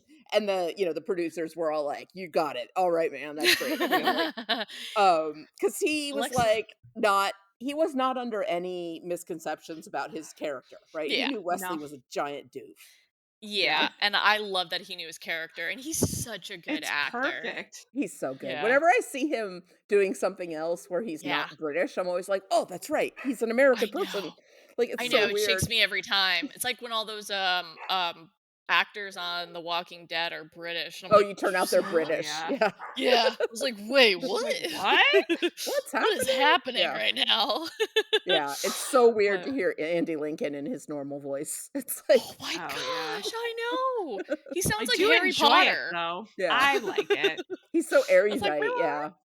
Yeah, But he sounds like no. Royal Academy of Dramatic Arts, right? He sounds, and then he plays this like dirty, like It's like this scruffy. growly, scruffy, raspy voice, and I'm like, where did you get this, sir? Yeah. But yeah, no, I Good just at thought that it. whole scene was just one of the most epic finales of any show I've ever seen. Just It's so fun to watch. It never gets Yeah. old to It me. is. I always love it when Buffy's like, now, and Xander's like, flame units, and then Yeah. it's so exciting. And then when So he's like, hand organized. to hand, and everybody pulls out their stakes, and like, Yeah. oh, it's just a great scene.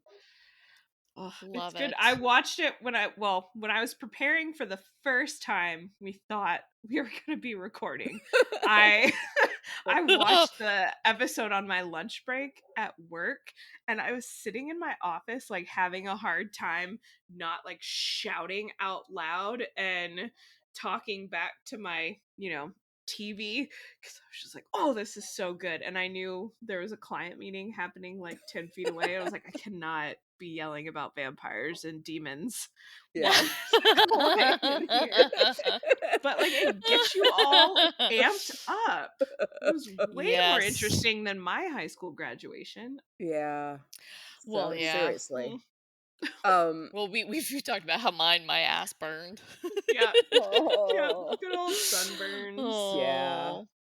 So after the big Yeah. explosion, we get Yes. one of the most iconic Buffy Giles conversations ever, where he tells her, what a good job she's done, and she's like, "Oh, I'm not really Aw. operating on the higher levels."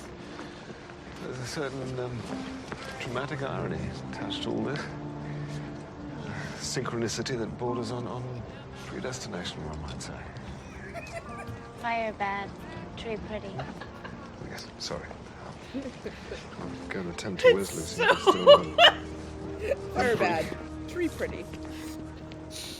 It is That so is cute so though that he funny. saves her high school diploma and gives it to her.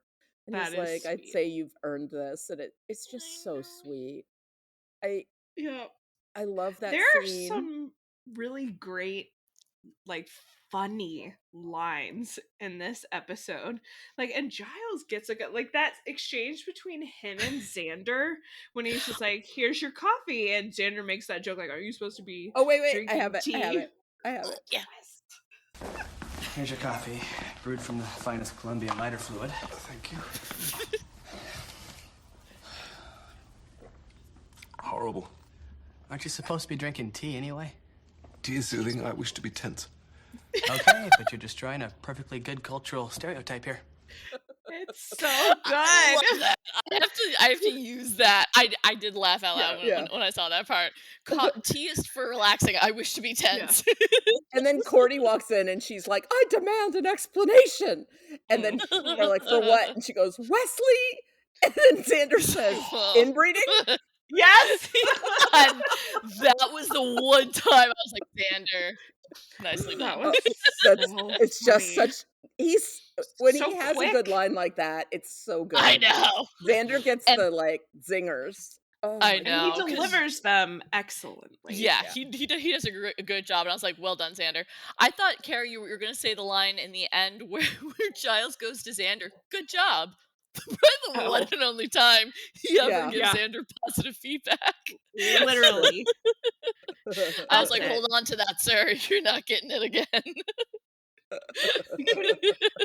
Oh, and I Xander had to really rewind it. did I was like, do did a he? very good job. Like, you could tell that he had orchestrated and led people. Yeah. He legitimately did a good job. That Like, soldier never experience again. coming through. Just another feminist quality to the show of only telling the men that they're doing a good job when they actually do a good job, and not just to keep their spirits high. Exactly. Yeah. You can do it. But I thought that was very funny. Yeah, and then I just, I like how it sets it up for the next season. Yeah. I thought they did such a great does a job of very good being like job.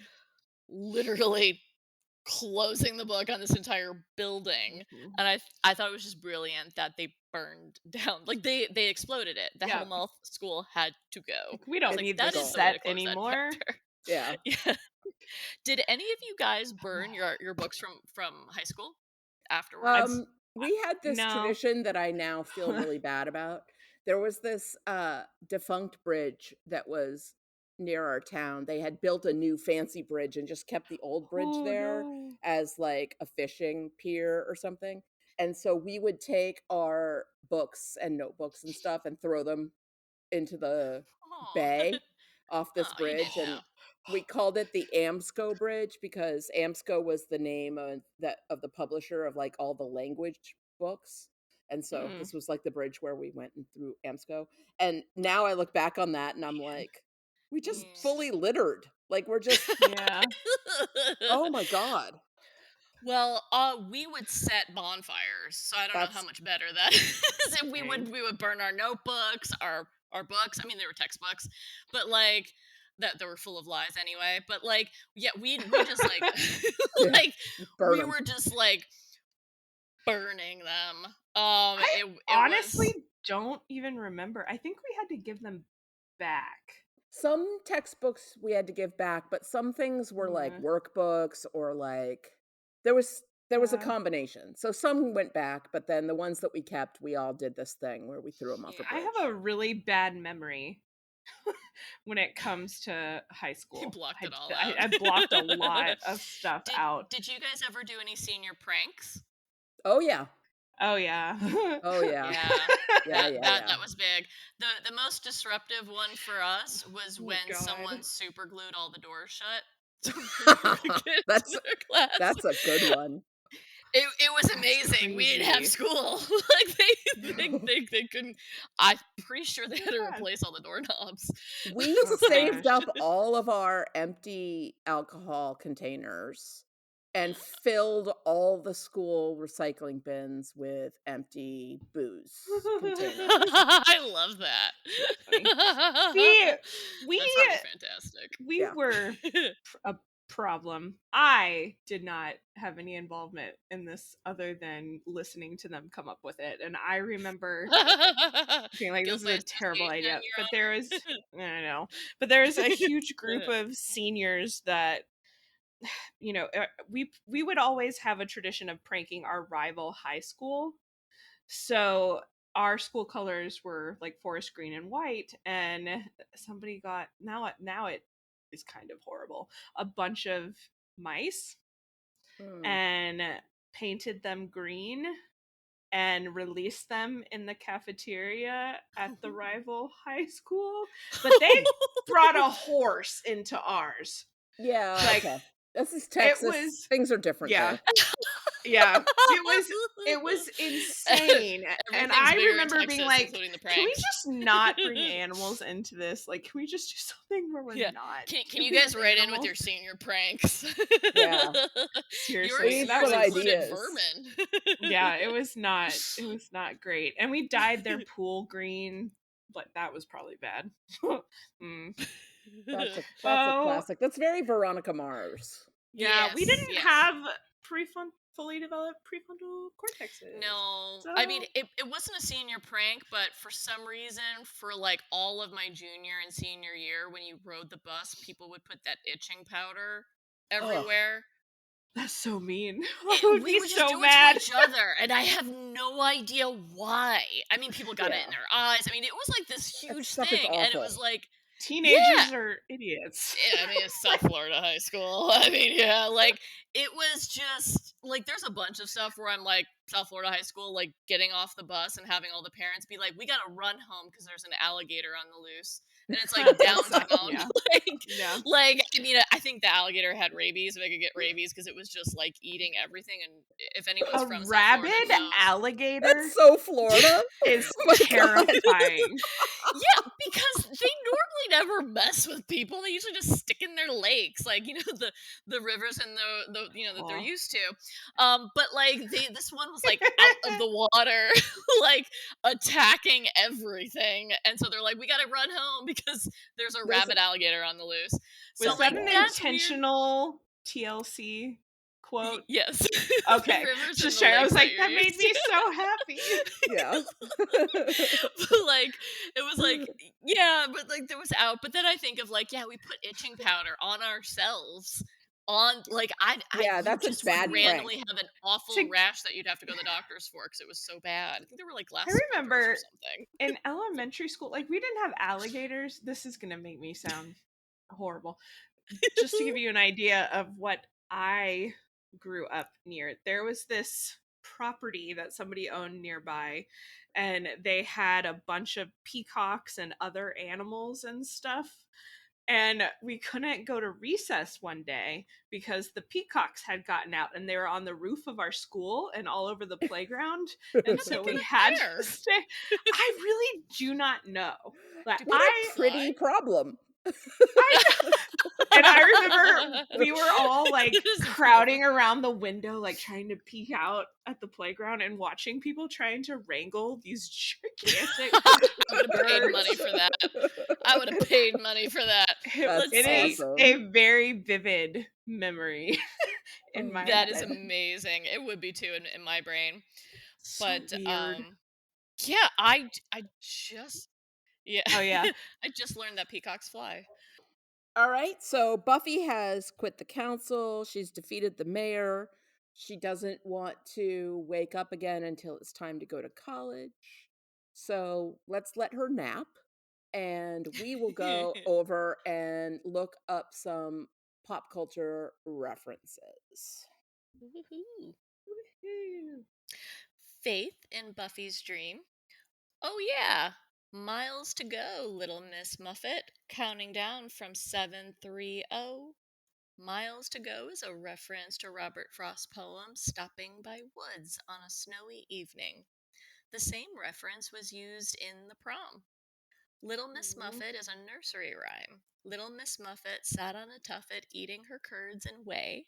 Along came a spider who sat down beside her and frightened Miss Muffet away. Xander says to Giles, and we just played this, here's your coffee brewed from the finest Colombian lighter fluid. Colombian coffee is thought by many to be the best coffee in the world, and brewed from the finest Colombian coffee beans is a coffee commercial tagline and selling point. Yeah. I like Hawaiian coffee, but Hawaiian coffee is delicious. Yeah. I just got really happy. That is really good. I can't help Little Miss Muffet. There's a terrible joke my great uncle Bobby would say, but instead of Little Miss Muffet sat on a tuffet eating her curds away, when along came a spider who sat down beside her and said, "Hey bitch, what you got in the bowl?" He told me that when I was like 5 or 6, and I thought that was how it went for the longest time. And I remember and I was just year you realized it? Last year you were like, it was high school. Yeah. It was definitely high school, and my dad was just like, I thought you knew he was kidding. I was like, you're the adult, you didn't tell me. Yeah. I just went with it. But whatever. I was in college when I realized that my childhood cat didn't run away to a farm to go live, and that she was actually put down. And I was like, Oh my wait, gosh. she didn't. We just accept things. So That's one of my best friends in college, we were sitting around one night talking about, like, our favorite games from when we were a little kid. And she goes, "Did you guys play Run Yourself Ragged?" And I was like, "What? I've never heard of that game." And she's like, "Run Yourself Ragged, where like you and your brother race to see who can like run out the front door and go all the way around the house and come back in Oh my first." gosh. And I was I'm like, stealing that. did your mom teach you that game?" And she's like, You're like, "Yeah." And I was like, "Run yourself ragged, go to bed early." And oh my my friend was like, "What are you talking about?" I was like, "That's not a game. That was your mom just trying to get you to burn energy before bedtime." That And is my friend was hilarious. like her whole perspective on life changed. Like she was like, "What?" I'm stealing that. I'm That stealing is that for when I have a kid. so funny. That's genius. That's pretty Make smart. it That a seems game. relatively harmless. Yeah. It Like, is, you know, yeah. Yeah, there's no lasting apparently we'll have to trauma check in from on your that. friend in a few I years. Oh, She's that's on like good. antidepressants. She's like, I can't trust anything parents told me. Oh, man. And our last pop culture, or not so pop culture reference, is when the mayor, after of course Angel pulls him off Buffy and sends him flying through the air, says, "Well, looks like someone's been eating his spinach," which is of course a reference to Pi Pi the Sailor Man, a cartoon character who eats spinach, usually canned, in order to keep his strength up and his arms bulging. Pi Pi originated, I can't say bulging, I'm 12. Pi Pi originated in a comic strip and ended up both being made into TV shows and movies. It was originally drawn by Elsie Sagar and is currently drawn by Hi Iceman. That's pretty Bulging now. I think of the Olympics and Yeah. Oh, pole vaulter guy. Yeah. he didn't win the Olympics, but he won at life. Yeah. Poor Forever in guy. our They hearts, like man. zoom in Yeah. too. I'm not so sure if it's more of a culture callback. I guess this is a nerdy culture callback for any of us social psychologists out there. I referenced it briefly in the graduation part 1 episode that we did. So a lot of what we see happen with the high school and how you can get all of these students all to fight together, as we've seen they don't all get along, is based on realistic conflict theory. And it's a social psychological model of intergroup conflict. And the theory explains how intergroup hostility can arise as a result of conflicting goals and competition over limited resources. And it often offers an explanation for the feelings of harassment, prejudice, and discrimination towards the outgroups that accompany the intergroup hostility. We see this a lot in schools, especially high school. Groups may be in competition for real or perceived scarcity of resources such as money, power, protection, social status. And the best way to get people to come together is to have a common enemy. We see this from the robbers cave theory, and the concept is uniting people towards a common enemy. Then the different hierarchical structures start to become unified towards one goal. Right. We The saw us the them nerds fighting with the jocks. you empower the us them in a different way, right? Yep. You move them to a truly external person, and then Yes. the groups become an us. It works Yeah. in like lots of social situations, and famously was used by Nelson Mandela after he was released from prison and he became president. He put a lot of time, energy, resources into restarting the rugby team in South Africa because he knew that having something to root for and to play against other countries would unite the people in a way that politics and other things never would. Yep. That's smart. He was very smart. He Very smart definitely man. read some sociological, psychological stuff in the background of how do we get people to He had a not lot turn of on each time. other. He had a Yeah. lot of time to Aw. think in Yeah, he prison. did. About the inequity and injustice and what happens when And division and how to make humans, people like how unite. do I distract them once I'm out of here? Like, Yeah. yep. Smart guy. Yeah. Absolutely.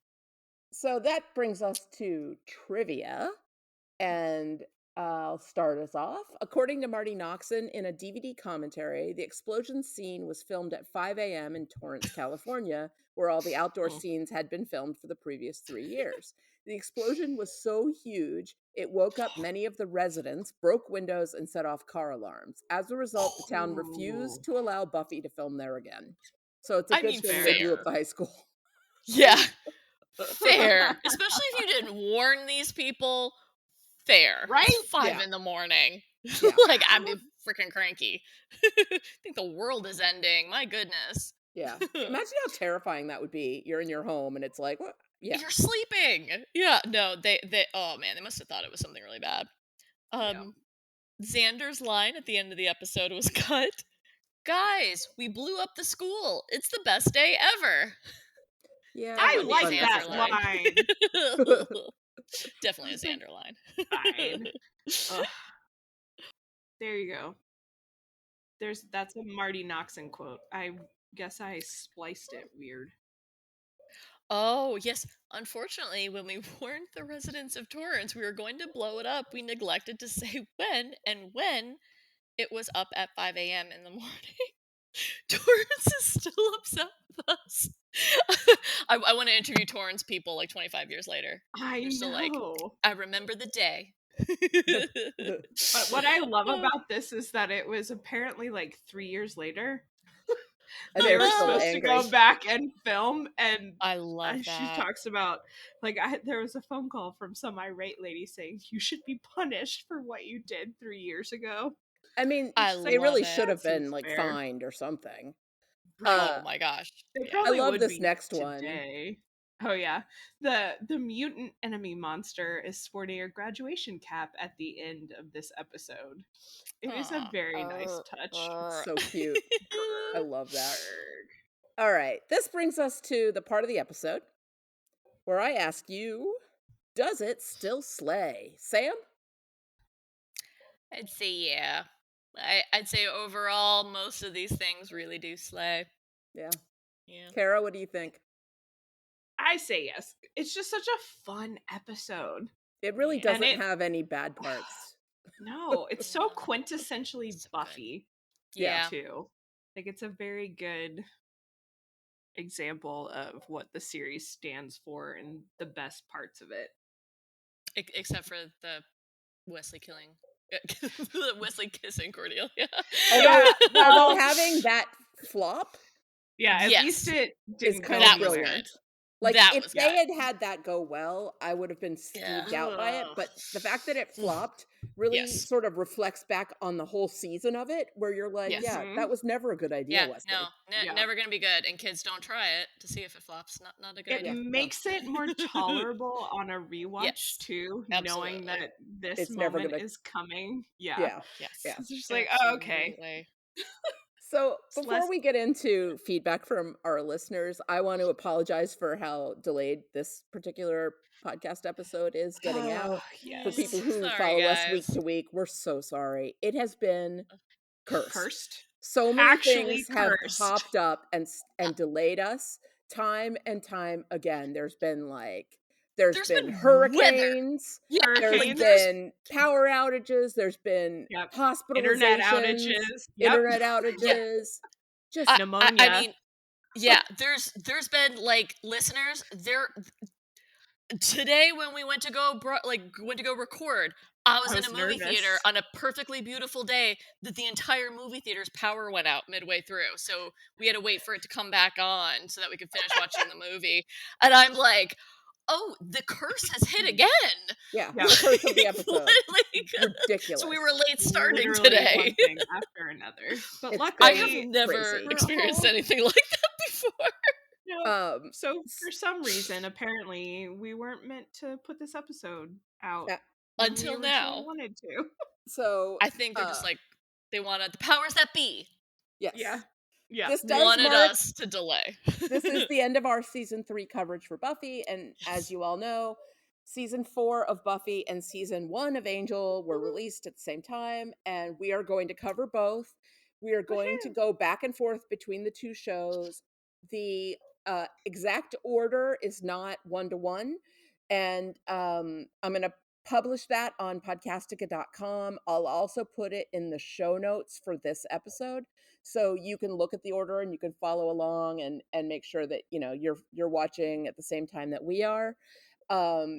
Sam is going to join us on a more frequent basis in the future, as is Jim.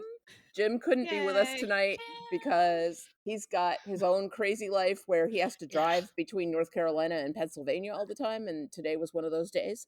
But he will be with us for season 1 of Angel, especially. He's a huge Angel fan, and we are very excited. I think we're going to still Bring It On in between the 2 seasons, and then we'll probably be starting both Buffy season 4 and Angel season 1 somewhere around the first week of September. Get your feedback in for Bring It On. We'd love to hear from all of you, especially you, Becky, because I know you were a cheerleader. That's right. Tell us. Sure. And then we'll be back for season 4 of Buffy, where she goes to college. And the first episode of season 4 has guest star Pedro Pascal. We're going to be really excited about that and talk about how much we love Pedro Pascal. And episode 1 of season 1 of Angel, and that's going to be a lot of fun. I'm so excited. We're really excited about it. We're really looking forward to it, you guys. But we did want to apologize for all the delays, even though it was really kind of outside of our hands. I think it's time that we go get some beers at the Bronx. Listen to Dingo's Ate My Baby. I would love to be able to actually do that, minus the life-threatening aspects of it. Yeah, I mean, every time they go to the Bronx, like, somebody breaks that giant picture window. I know. And one of my toxic traits is I think I could make Spike be normal and nice to me. Oh, okay. Yeah. Right before I would totally be dinner. Yeah, like I would totally be dinner. But like that's one of my toxic traits. Yeah, he'd I be think real I nice can make it work for a while. Yeah. Yeah. Let's talk about your mother, Spike. Their insurance costs also must be through the roof at the Bronx. I have to believe that maybe whoever owns the Bronx has like a brother who runs a construction company. It's the only way. 'Cause also the cops never show up. So they're just like, that the police of Sunnydale are deeply stupid. Yeah, they're just like, So, unfortunately, Sam had to go because she has, a job and stuff that she has to be ready for. But we're going to get into some listener feedback. Bronze things. Things of bronze. And our first letter is from Becky. I'll read this. It says, "Hey, thoughts about graduation day part 2. Willow's uncomfortableness when Angel mistakes her for Buffy was a great moment. I love how well Hannigan pulls that off. Neat segue from Buffy and Angel in the hospital to the mayor and Faith. The mayor showed his weakness to Angel when he lashed out. Extremely sweet exchange between Faith and Buffy in Faith's apartment. That's the dream sequence. Nice callback to the friendship they once had, and by interacting with Faith, Buffy was able to figure out what she needed to do to stop the ascension. When Buffy wakes up and goes to Faith's room and kisses her on the forehead was such a beautiful moment. I agree. I love that moment, Becky. Yeah. I love how they go back and forth between the Scooby Gang's planning to the mayor's planning. That was really cool. Yeah, that was great editing. Just fantastic. Every time they mention Xander as the key, foreshadowing for another key, maybe?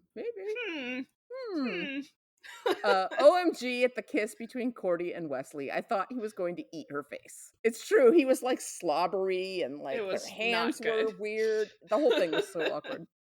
I love that Wesley came back to help. A glimpse into who he'll become later. Yeah.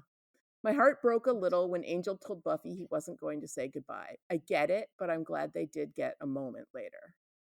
One of the coolest scenes of the series is when the whole school sheds their graduation robes and bands together to fight the big bad. I remember watching that for the first time and cheering out loud.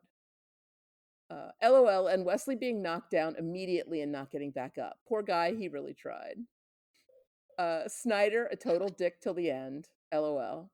I adore the moment between Buffy and Giles when he hands her the diploma, and the moment at the end where Oz makes note they survived. Not the battle, but high school. I hope the mayor's tombstone reads, "Well, gosh." Cracked me up when he said that. That look between Angel and Buffy before he departs for LA. Powerful. Isn't that scene in the opening credits for Angel? Oh, I don't know. It might be. I think so. Buffy's leather jacket is fire. Favorite quotes. When Xander brings Giles coffee, "Here's your coffee brewed from the finest Colombian lighter fluid." When Cordy is asking about Wesley, "I demand an explanation for Wesley," and Xander says, "Inbreeding." When Wesley walks in talking about how they need more to stop the ascension, and Xander says, "Hey, it's Mr. States the obvious." Wesley and Cordy after the kiss. Cordy, "Good luck in England." Wesley, "I'll drop you a line sometime." So well acted between the two of them. I love this episode. It's in my top 10. I am jealous of people getting to see it now for the first time. I love how they did an excellent job setting up for the Angel spinoff. Each character saw emotional growth in this episode, and it shows how they each graduated from something other than just high school. Packed full of personal character growth, stellar action, suspense, drama, and the right amount of humor. This is exactly what the Buffy show is all about, and I loved every second of it. Farewell, Mayor. You will be missed. Snyder, not so much. Have a wonderful week or weekend. Grr. Thanks, Becky. That's so funny. Yeah, I'll miss the mayor. Snyder. Yeah. Let's see. And Jolene, I will say I also saw your post on Facebook, Jolene, asking if everything was okay. And I wanted to say we appreciate it. I hope you heard us talk about how this episode has been absolutely cursed in terms of getting together and making a recording. But we love you. I thought that was really nice. And she sent us her feedback saying, "Hi, everyone. Hopefully this one makes it in time. Don't you worry, Jolene. You had plenty of time to get this one in." Plenty of time. I said, "Missed part 1, so going to do both in this. As always, I love these episodes. I don't think there's as strong a finale as season 2 had, but it still goes out with a bang, literally. I don't know how true this is, but I did read once that they had to quickly edit bits of it because they didn't want to show the school blowing up quite so explicitly after Columbine." Well, they definitely delayed it, that's for sure. Said, "Anyway, the drama from the beginning. Anya trying to get Xander on another date before running for the hills at the mention of the Ascension, Faith in her bow and arrow, Wesley finally growing a pair and trying to get the council to help Angel. Even if they do say no, at least he tried. Buffy telling the council where to shove it, and the main storyline hasn't even started yet. I'm never fully convinced that Buffy would have gone through with killing Faith / letting Angel kill Faith. It's just not in her character. You can see it in her face when she actually stabs her. I think she'd have always ended up sacrificing herself for him. I hate the bit in the hospital, though, when the others realize what Buffy did for him. I never know whose side to be on. I don't really want to talk about the dream sequence with Buffy and Faith in the hospital because there's spoilers in there. 730 and Little Miss Muffet. But I do always like to think that it really happened between them, though in some kind of magic Slayer telepathic way. I agree. So Buffy's last office romance comment, "If only she knew." That's true. Cordelia, as tactful as ever with her comment about Giles still hanging around like a big loser, even though he got sacked, and then that kiss with Wesley. I'd love to know how many takes that took. I'd have been crying laughing every time. And I love this quote. She says, "Oz's, we attack the mayor with hummus." And then a bit later on, when Cordelia comes up with the Ebola plan, I'm starting to lean towards the hummus offensive. And Oz's, "They'll never see it coming." The actual graduation scene is another one of my all-time favorite Buffy scenes. Snyder ending his time as principal by being as awful as ever, even when he's about to be eaten by a giant snake demon. Buffy's realization that he's going to do the whole speech, and Willow's, "Man, just ascend already," always makes me laugh. As do the terrible graphics when the mayor does actually start to ascend. They're pretty bad. It is They're really bad. Oh gosh, that almost makes it better somehow. I Yeah. always get goosebumps though when Buffy shouts now and they all stand up and pull their robes off. It's such a great scene, especially coming after them giving Buffy the Class Protector Award. Excellent fight scene. God love Wesley and his 10 seconds of trying, and poor Larry and Harmony. And she said, spoiler, although Harmony's death does lead to some comic moments next season. It does hurt my heart, though, at the end when Buffy is looking around for Angel and then he's just stood there before disappearing into the smoke. Fire bad, tree pretty. I use this quote all the time when I'm confused by something. I like that. She said, I can't believe we're at the end of season 3 already. Looking forward to season 4, and I'm especially looking forward to doing a Buffy and Angel rewatch this time. Thanks for all the casts for this season. I really do love listening to them. See you in season 4, Jolene. Aw, thanks, Jolene. Thanks, Jolene. We got a kind of unusual email from Stuart who said, hi, Penny and Kara. Thanks for the coverage of Buffy Season 3. Season 3 was the first DVD TV box set I ever purchased. It was that good. I knew I had to own a copy. That was when DVDs of a TV series was a relatively new thing, at least in Australia. And I remember the price being eye-watering at the time. I'm right there with you, Stuart. It was also one of my first. I think I bought seasons 1, 2, and 3 all together, and it was like a deal. Like by buying all 3, I got a deal. Nice. Thanks also for your glorious tangents. We listeners never know where you're going to take us next. For fun, I decided to put together some relevant Buffy sound bites. If you ever want a tangent bumper, keep slaying, Stuart. Stuart, I listened to the sound bites that you put together for us, and they're hilarious and perfect, and I'm definitely going to use them when I'm editing. So thank you so much for that. So you're just diversion guy. More than a diversion. We also got a few voicemails from some of our loyal listeners, and I think we should listen to Steve's first. Hello, still slaying. This is Steve. I'm about to finish Graduation Day Part 1. I'm going to go right into Part 2 and live Steve it. I had one more comment about this end fight of Graduation Day Part 1 between Faith and Buffy. It's really become apparent on this rewatch how much the difference in height is between Sarah Michelle Gellar and her stunt double. And after the previously on, we pick up right where we left off to be continued with Buffy on the roof with the knife. The explanation for Wesley. Inbreeding? Forgot that he thought Oz was Buffy too. Angel, I mean, in his delirium. Oh, it's so gross. The sound of him drinking her from her neck. Ugh. Okay, at least he took her to the emergency room. And of course, we have Faith in the same hospital. Xander, hit Angel right where it hurts. That you'll feed on the girl you love just to save yourself. I know there's some foreshadowing in this dream sequence between Buffy and Faith, but I don't remember what all the significance is. And it's for spoilers anyway, so I'll wait till you discuss it in spoilers. Ooh, Buffy says she's ready for war, and here's the basic plan. You didn't hear the plan, but we're going to see the plan play out. And Xander gets to be key guy. I love it. Ooh, Willow, Xander, everybody gathering the troops. Oh yeah, and I remember Cordelia and Wesley. It's so gross. Actually, they do play it pretty well, but absolutely no chemistry part. Wesley and Cordelia, I mean. And Willow and Oz getting it on in the van. So this moment between Buffy and Angel, the closed captioning, he said, if we get through this, but I could have swore it sounds like he says when we get through this. Snyder being Snyder at the beginning to introduce the mayor. Oh, and the mayor begins to turn into a giant snake. Whole senior class reveals their weapons. Who's with Angel and Wesley? Who are all these people that he got to help? Poor Larry. And Snyder gets his. We do see Harmony getting bit. I think I ever realized in the library the bookshelves are all empty. And of course the mayor's last words, well gosh. Fire bad, tree pretty. Love it. Hey, so Giles hands her a diploma. How does he know it's her diploma? Did he open it up and then re-roll it back up and tie it up again? And of course Angel just walks away. All right, on to season 4. Thanks, Steve. Yay. I always, it's like I go through all of the emotions with him when Steve does one of those. I love it so much. And it's such a classic Podcastica thing. So great. Mm-hmm. All right. We have one from Anwen, my co-host over on Cast of the Rings, which is starting back up again very soon. Hi, Penny and Cara. It's Anwen. Graduation Part 2. Well, there you go. High school is over. Love the episode. Cordy and Wesley were so funny when they were shelving all those books.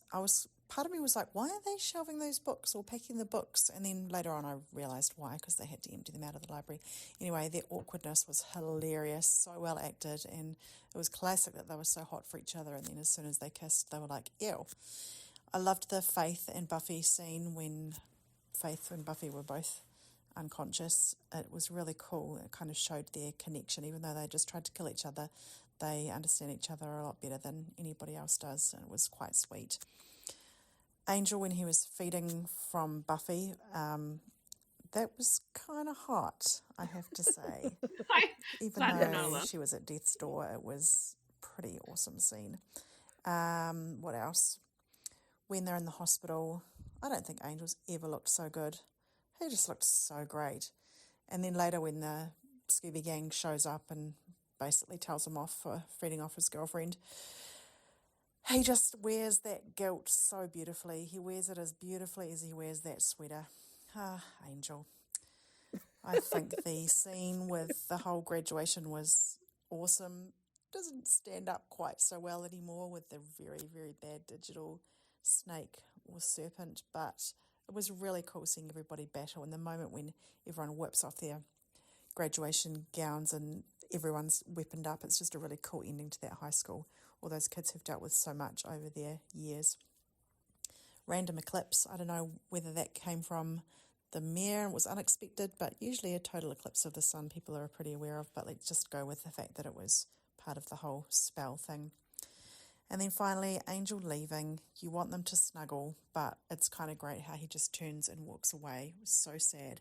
And of course, nobody walks away into the mist with a swish of a black coat like our Angel. That's it. Season 3 all done. Looking forward to the next season and seeing how it stacks up to when I first saw it years ago. Thanks so much for everything you do. Bye. Aw. Thanks, Anwen, and I am very much looking forward to working with you again soon. I can't wait to listen. And hopefully guest. Fun. Yeah. And we have one more voicemail. It's from Piotr, and he says it's the part 2 of his Audible series about his high school experiences. Oh my gosh. And I'm I excited. have been dying to listen to it, but I have not listened to it because I wanted to be spontaneous hearing it on the podcast. Nice. So here we go. This is Audible. 100 days later. Types of erosion. Or I wish there was a snake demon at my high school graduation ceremony. Read by Piotr for the Still Slaying podcast. There was a long, green velvet adorned table in the prominent section of our musty old auditorium. The school principal named a few kids who deserved some awards for best grades, best behavior, best student, best obedient worker material. There was no class protector award, nor was there an award for achievements in arts, even though it was an art school. Then it was time to hand out the diplomas. When I heard my name called out, I approached the left side of the long table and had a slip of official-looking paper handed to me. There were about 10 teachers I had to shake hands with, and as I moved along, I heard their faint "Congratulations," until I reached the other end where the diploma was snatched away from me. I walked back into the crowd empty-handed. The reason for this Monty Python-esque stunt was that I was told to hold on to my diploma only for a moment because I had to come back to retake my geography final exam in August and have my grade added. It just had to look festive and pompous for the ceremony. Unfortunately, the colleges accepted all paperwork until the end of June, so my dream of continuing art education was now overshadowed by the perspective of being drafted to the military for 2 years. Only because of one silly geography oral exam slip-up. I should have studied for it, but I've listened to some other kids saying that it doesn't need to be studied for because it's just an additional exam and the teacher passes everyone. Everyone she likes, they should have added. But there was a handful of teachers I could still rely on in high school. One of them, an energetic guy in his mid-20s named Jarek, who just finished college and came back to his old high school to teach. He was into contemporary art, the stuff no one has heard of in our part of the woods. Minimalism, conceptual art, Jasper Jones, Joseph Beuys, Jenny Holzer, Joseph Kosuth, and other crisp-sounding foreign names with a lot of J's in them. He unleashed a sort of contemporary art revolution at our rather conservative institution, for which he was later fired, by the way. He encouraged me to apply for his alma mater in Poznań, west of Poland, where there might be a possibility of bringing the paperwork later, because, I mean, come on, this is the progressive part of Poland, only a couple 100 kilometers from Berlin. They don't put too much emphasis on paperwork. I never thought I would go there. It was too far from home. I gave it a shot only because back then I thought going to a remote college was a little better than cleaning latrine floors with a toothbrush at some sketchy military base, and switching from an art school to the army would be too much of a shock anyway. I passed my entry exams and was accepted to college with a second place. I was later told that my geography teacher's face turned lobster red in anger after she found out about it at the teacher's meeting. What? He got into college? But what about the paperwork? Then I passed my overdue geography exam, the topic of which I will never forget: types of erosion. All necessary paperwork was provided in time, and I was on my way to almost Berlin. From there, the trajectory of my life's events steered me towards America, where I stayed, as it seems, indefinitely. Next time I get asked why I came to the US, I will simply reply, types of erosion. As for the Buffy episode, I wonder what would be the actual extent of damage brought about by the ascension if it came to fruition and wasn't stopped. Since it seemed like in the past it was a kind of local event that ended up with burying the demon under volcanic ashes, how would the Snake Mayor deal with the modern response? Wouldn't the US federal forces, with all the advanced weaponry, put a stop to a giant reptile of some kind rather quickly? Why did Xander have to turn kids into soldiers when an actual army would have done the job without too many casualties? So many questions. Until next time, keep slaying. I love that there were sound effects. The music and the sound effects were so good. Oh my god. That was very good production value. Yeah, I'm a little embarrassed now about all the voicemails I've sent into podcasts that are just like me talking. I feel so lame. Piotr, I really hope you follow us into season 4 because I love your voicemails. They make me so happy. It's gonna be so fun. And Angel season 1. I hope you're a fan of that one as well. I think that brings us to the end of the main section of the podcast. It does. Oh my god. So if you want to hear us talk about spoiler stuff, stay tuned for the Watcher's Diaries. And if you'd like to join the conversation, you can find all of our contact information at podcastica.com and in the show notes for each episode. Also at podcastica.com, you'll find links to our social media pages and all of our other shows. There are so many shows. There are. They're so good, though. Dragon Cast is just wrapped up, House of the Dragon coverage, and it was a really good season. It was so fun to listen, and I got so much out of the podcast coverage. I need the podcast to understand most of that show. I get so much out of the discussion between Rennie, Veronica, and Wendy about the patriarchy. It makes me so happy to hear like intelligent women talking about the patriarchy and also dragons. It's like everything I love. I know. And so in depth. The Revisited podcast is about to finish covering Ted Lasso, and they're going to start The Good Place next. And I love The Good Place. That's going to be so fun. So that's going to be really fun to listen to and to follow along with. And of course, I've mentioned already, Cast of the Rings is back soon because Rings of Power Season 2 starts at the end of August. And Anwin and I are like texting each other up a storm with like ideas, and we're both doing a rewatch of season 1 right now to like get ourselves ready. And she's a couple episodes ahead of me, and she's like, oh, wait till you get to this part and that part, and I'm like, stop spoiling it. She's like, but you've already seen it. So we're just really excited. That's gonna be fun.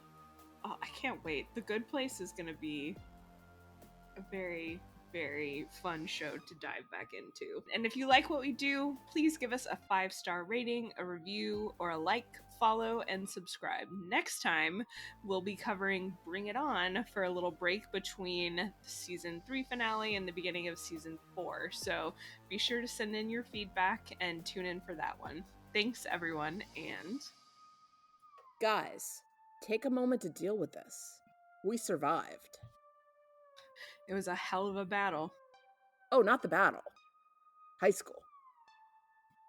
Such a perfect little quote for that episode. I loved it. All right, so that's the end of the no spoiler section.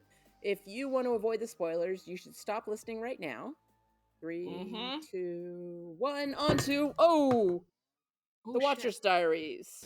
It's too bad we can't sneak a look at the Watcher Diaries. I'm sure it's full of fun facts to know and tell. Yeah. That's too bad. That stuff is private. Also, Giles keeps them in his office, in his personal files. Most importantly, it would be wrong. So, listeners, episode is dumped cursed. A glass of water on myself, but it was almost empty, so it's not too bad. Okay. Watcher's Diaries. So we've been alluding to this whole time, but the foreshadowing in the dream sequence is Dawn, season 5. That's Little Miss Muffet counting down from 730 because there's 730 days between when this episode was supposed to air and when season 5 starts. Is it the start? Because I thought it was 730, like 2 years between this and the gift. I always thought it was to the start of season 5. Like, and the only reason I say that because I've done it must be to the since finale I got of the season 5. DVDs. Yeah, because I think there's commentary. I don't know. I could have Googled. I guess that was an option, but I think it's from the gift, because then in Restless in season 4 when Buffy has that crazy dream sequence, is that when like Buffy looks at the clock and it says 730 and Tara makes the comment like, only a year's passed, and that's the finale of season 4. And then I think that's but either way, I love how far ahead they were planning this crap. Like, it is so good. Like, I get chills thinking about all the little details coming up. When I heard it this time around, I was like, we get to talk about this now. And then, Wesley and Cordy have this awkward, horrible moment, and then they get reunited in season 1 of Angel when Wesley shows up in Los Angeles as a rogue demon hunter. And he's a little scruffier, but he's still a little scruffier. Dorky. And he and Cordelia sort of joke about their embarrassing, cringy kiss. And then they go on to have a very professional relationship. I mean, as professional as anyone has with anyone in Angel, where they're, supernatural detectives. But Wesley's character goes through so much change on that show. And he gets hotter and hotter and hotter and darker and darker. Right? And darker. And he eventually has one of the saddest death scenes of any character. I can't. And we all fall in love with Wesley on Angel. Like, it's so funny because when he shows up on Buffy, I'm like, yay, Wesley's here. Yeah. And then I'm like, oh, that's right. He's not fun yet. He's a dork. Yeah. We don't love him yet, but he gets lovable. Yeah, we don't love him yet. But his character growth is insane. How much do it in a really legitimate pace where it's completely believable that he gets from point A to point B. We do also eventually get to meet his father and understand how he got to be the way he is too, which is great. That's very helpful. I mean, we kind of figured you could gather, but it's nice being able to actually see for your very own eyes what Wesley had to deal with and who shaped him. But I think the move of both Cordy and Wes over to Angel was such a smart one, just because, you know, with Cordelia, I almost brought this up during the show, but it's too big of a spoiler. Right. That's the last time we see Cordelia on Buffy. She is strictly Angel after this, and obviously she interacts when Buffy or Willow or whoever else from the Buffyverse comes over from Buffy to Angel, but she doesn't go back to appear on Buffy. And I think that was absolutely the right move for her character, because I can't really see her fitting in with them again with the college storylines. And it makes sense to me that Cordy would go off to LA, but it also feels, I don't know, I think it ties the two together so well too, to have not just Angel transitioning over to his own show. And Cordy goes through a crap ton of growth too. She really becomes like, I can't wait. And again, like with Wesley, it's earned. It doesn't just like magically appear that she is suddenly a hero. She earns it, and it's incredibly believable, and she still retains her truth-telling and sass the whole way through. Yes, her character is still, that charisma is still very much there. I just think I of love that the whole storyline where episodes. she's like, they keep calling her a cow. Oh my god, it's so good for her. It's so funny. Yeah. Everything about Pylea. Oh god, I love Lorne. We got a ways to go, but I cannot wait. There's so many things on Angel that are so good. I think the first season of Angel has a couple of stinkers, but after that it's pretty consistently great. Yeah. And we're really going to get to see a very different side of Angel himself. You know, Angel when he's not, you know, just following Buffy around like a sad puppy and has to actually come up with his own motivations is much more interesting. Yeah. It's interesting. I mean, he still mopes. He's got a personality. He's still gonna brood and mope. Yeah, he ends up with a sense of humor. It's just a little bit more dynamic. And there's some great back and forth. Like Spike goes back and forth, Faith goes back and forth, Buffy goes back and forth. Angel shows up on Buffy a couple of times. So the two shows stay linked. I think they do a pretty good job of it. Like, it doesn't ever feel amazed. I overdone. See people all, in like Buffy fan groups online and stuff say things like, "Oh, I never really watched Angel. Should I?" And I'm like, "How did you stop yourself from watching it?" Like, if I knew there was a spinoff of a show I loved, I'm watching that show. Yeah. 100%. And this one was actually a very good, like, well it done. It has its own spinoff flavor and its own mood. It's not a copy of Buffy. It's got its whole own thing, and it's got the horrible opening credits. I hate the opening credits of Angel, but it's got its whole own vibe, and it's a different. It's a different story. Buffy's story is of someone who has no choice. Fate has put her in this role, and she rises to the occasion. Angel's story and the whole show is about redemption. It's different. Buffy never has to be redeemed. Yeah. Yeah. Yeah.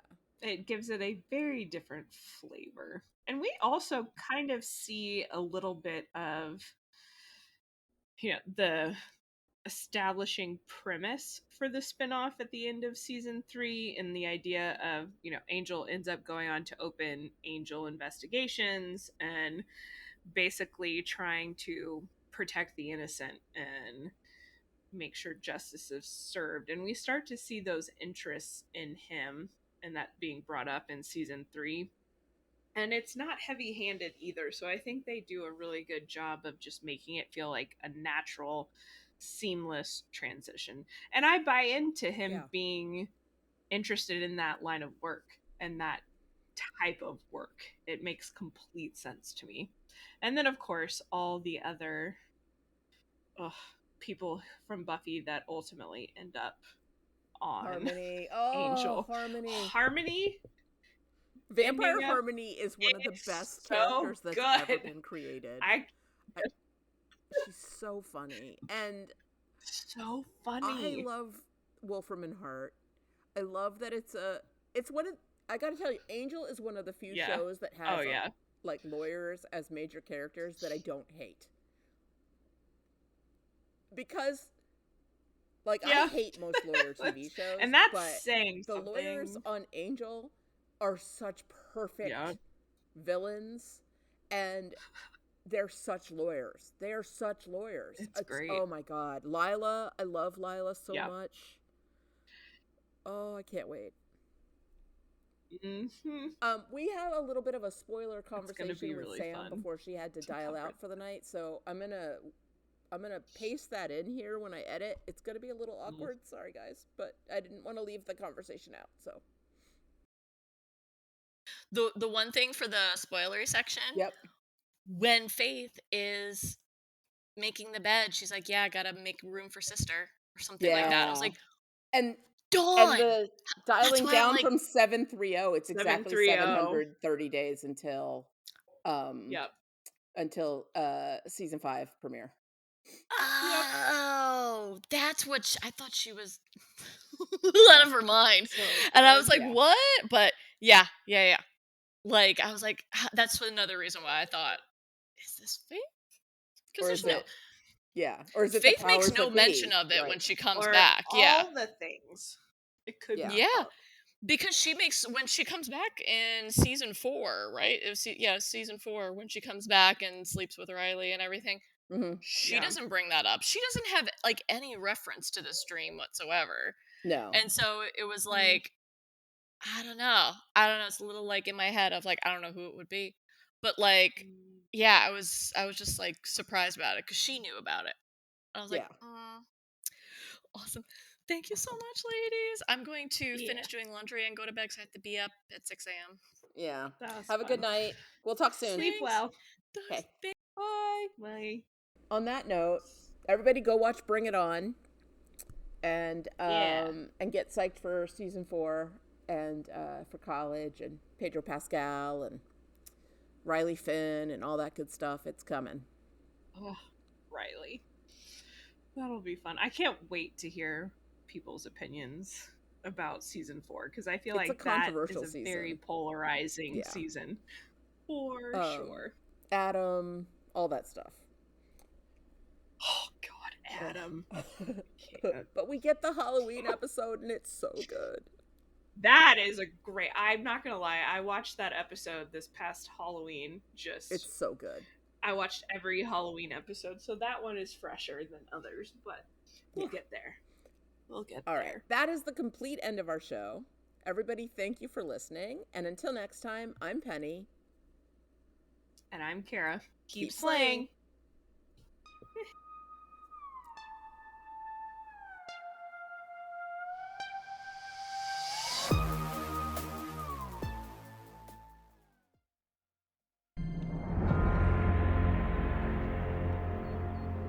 That's the basic plan. So, am I crazy? Well, crazy is such a strong word. Let's not rule it out, though. You don't think it can be done? Oh, I didn't say that. I might, but not yet. I personally don't think it's possible to come up with a crazier plan. We attack the mayor with hummus. I stand corrected. Just keeping things in perspective.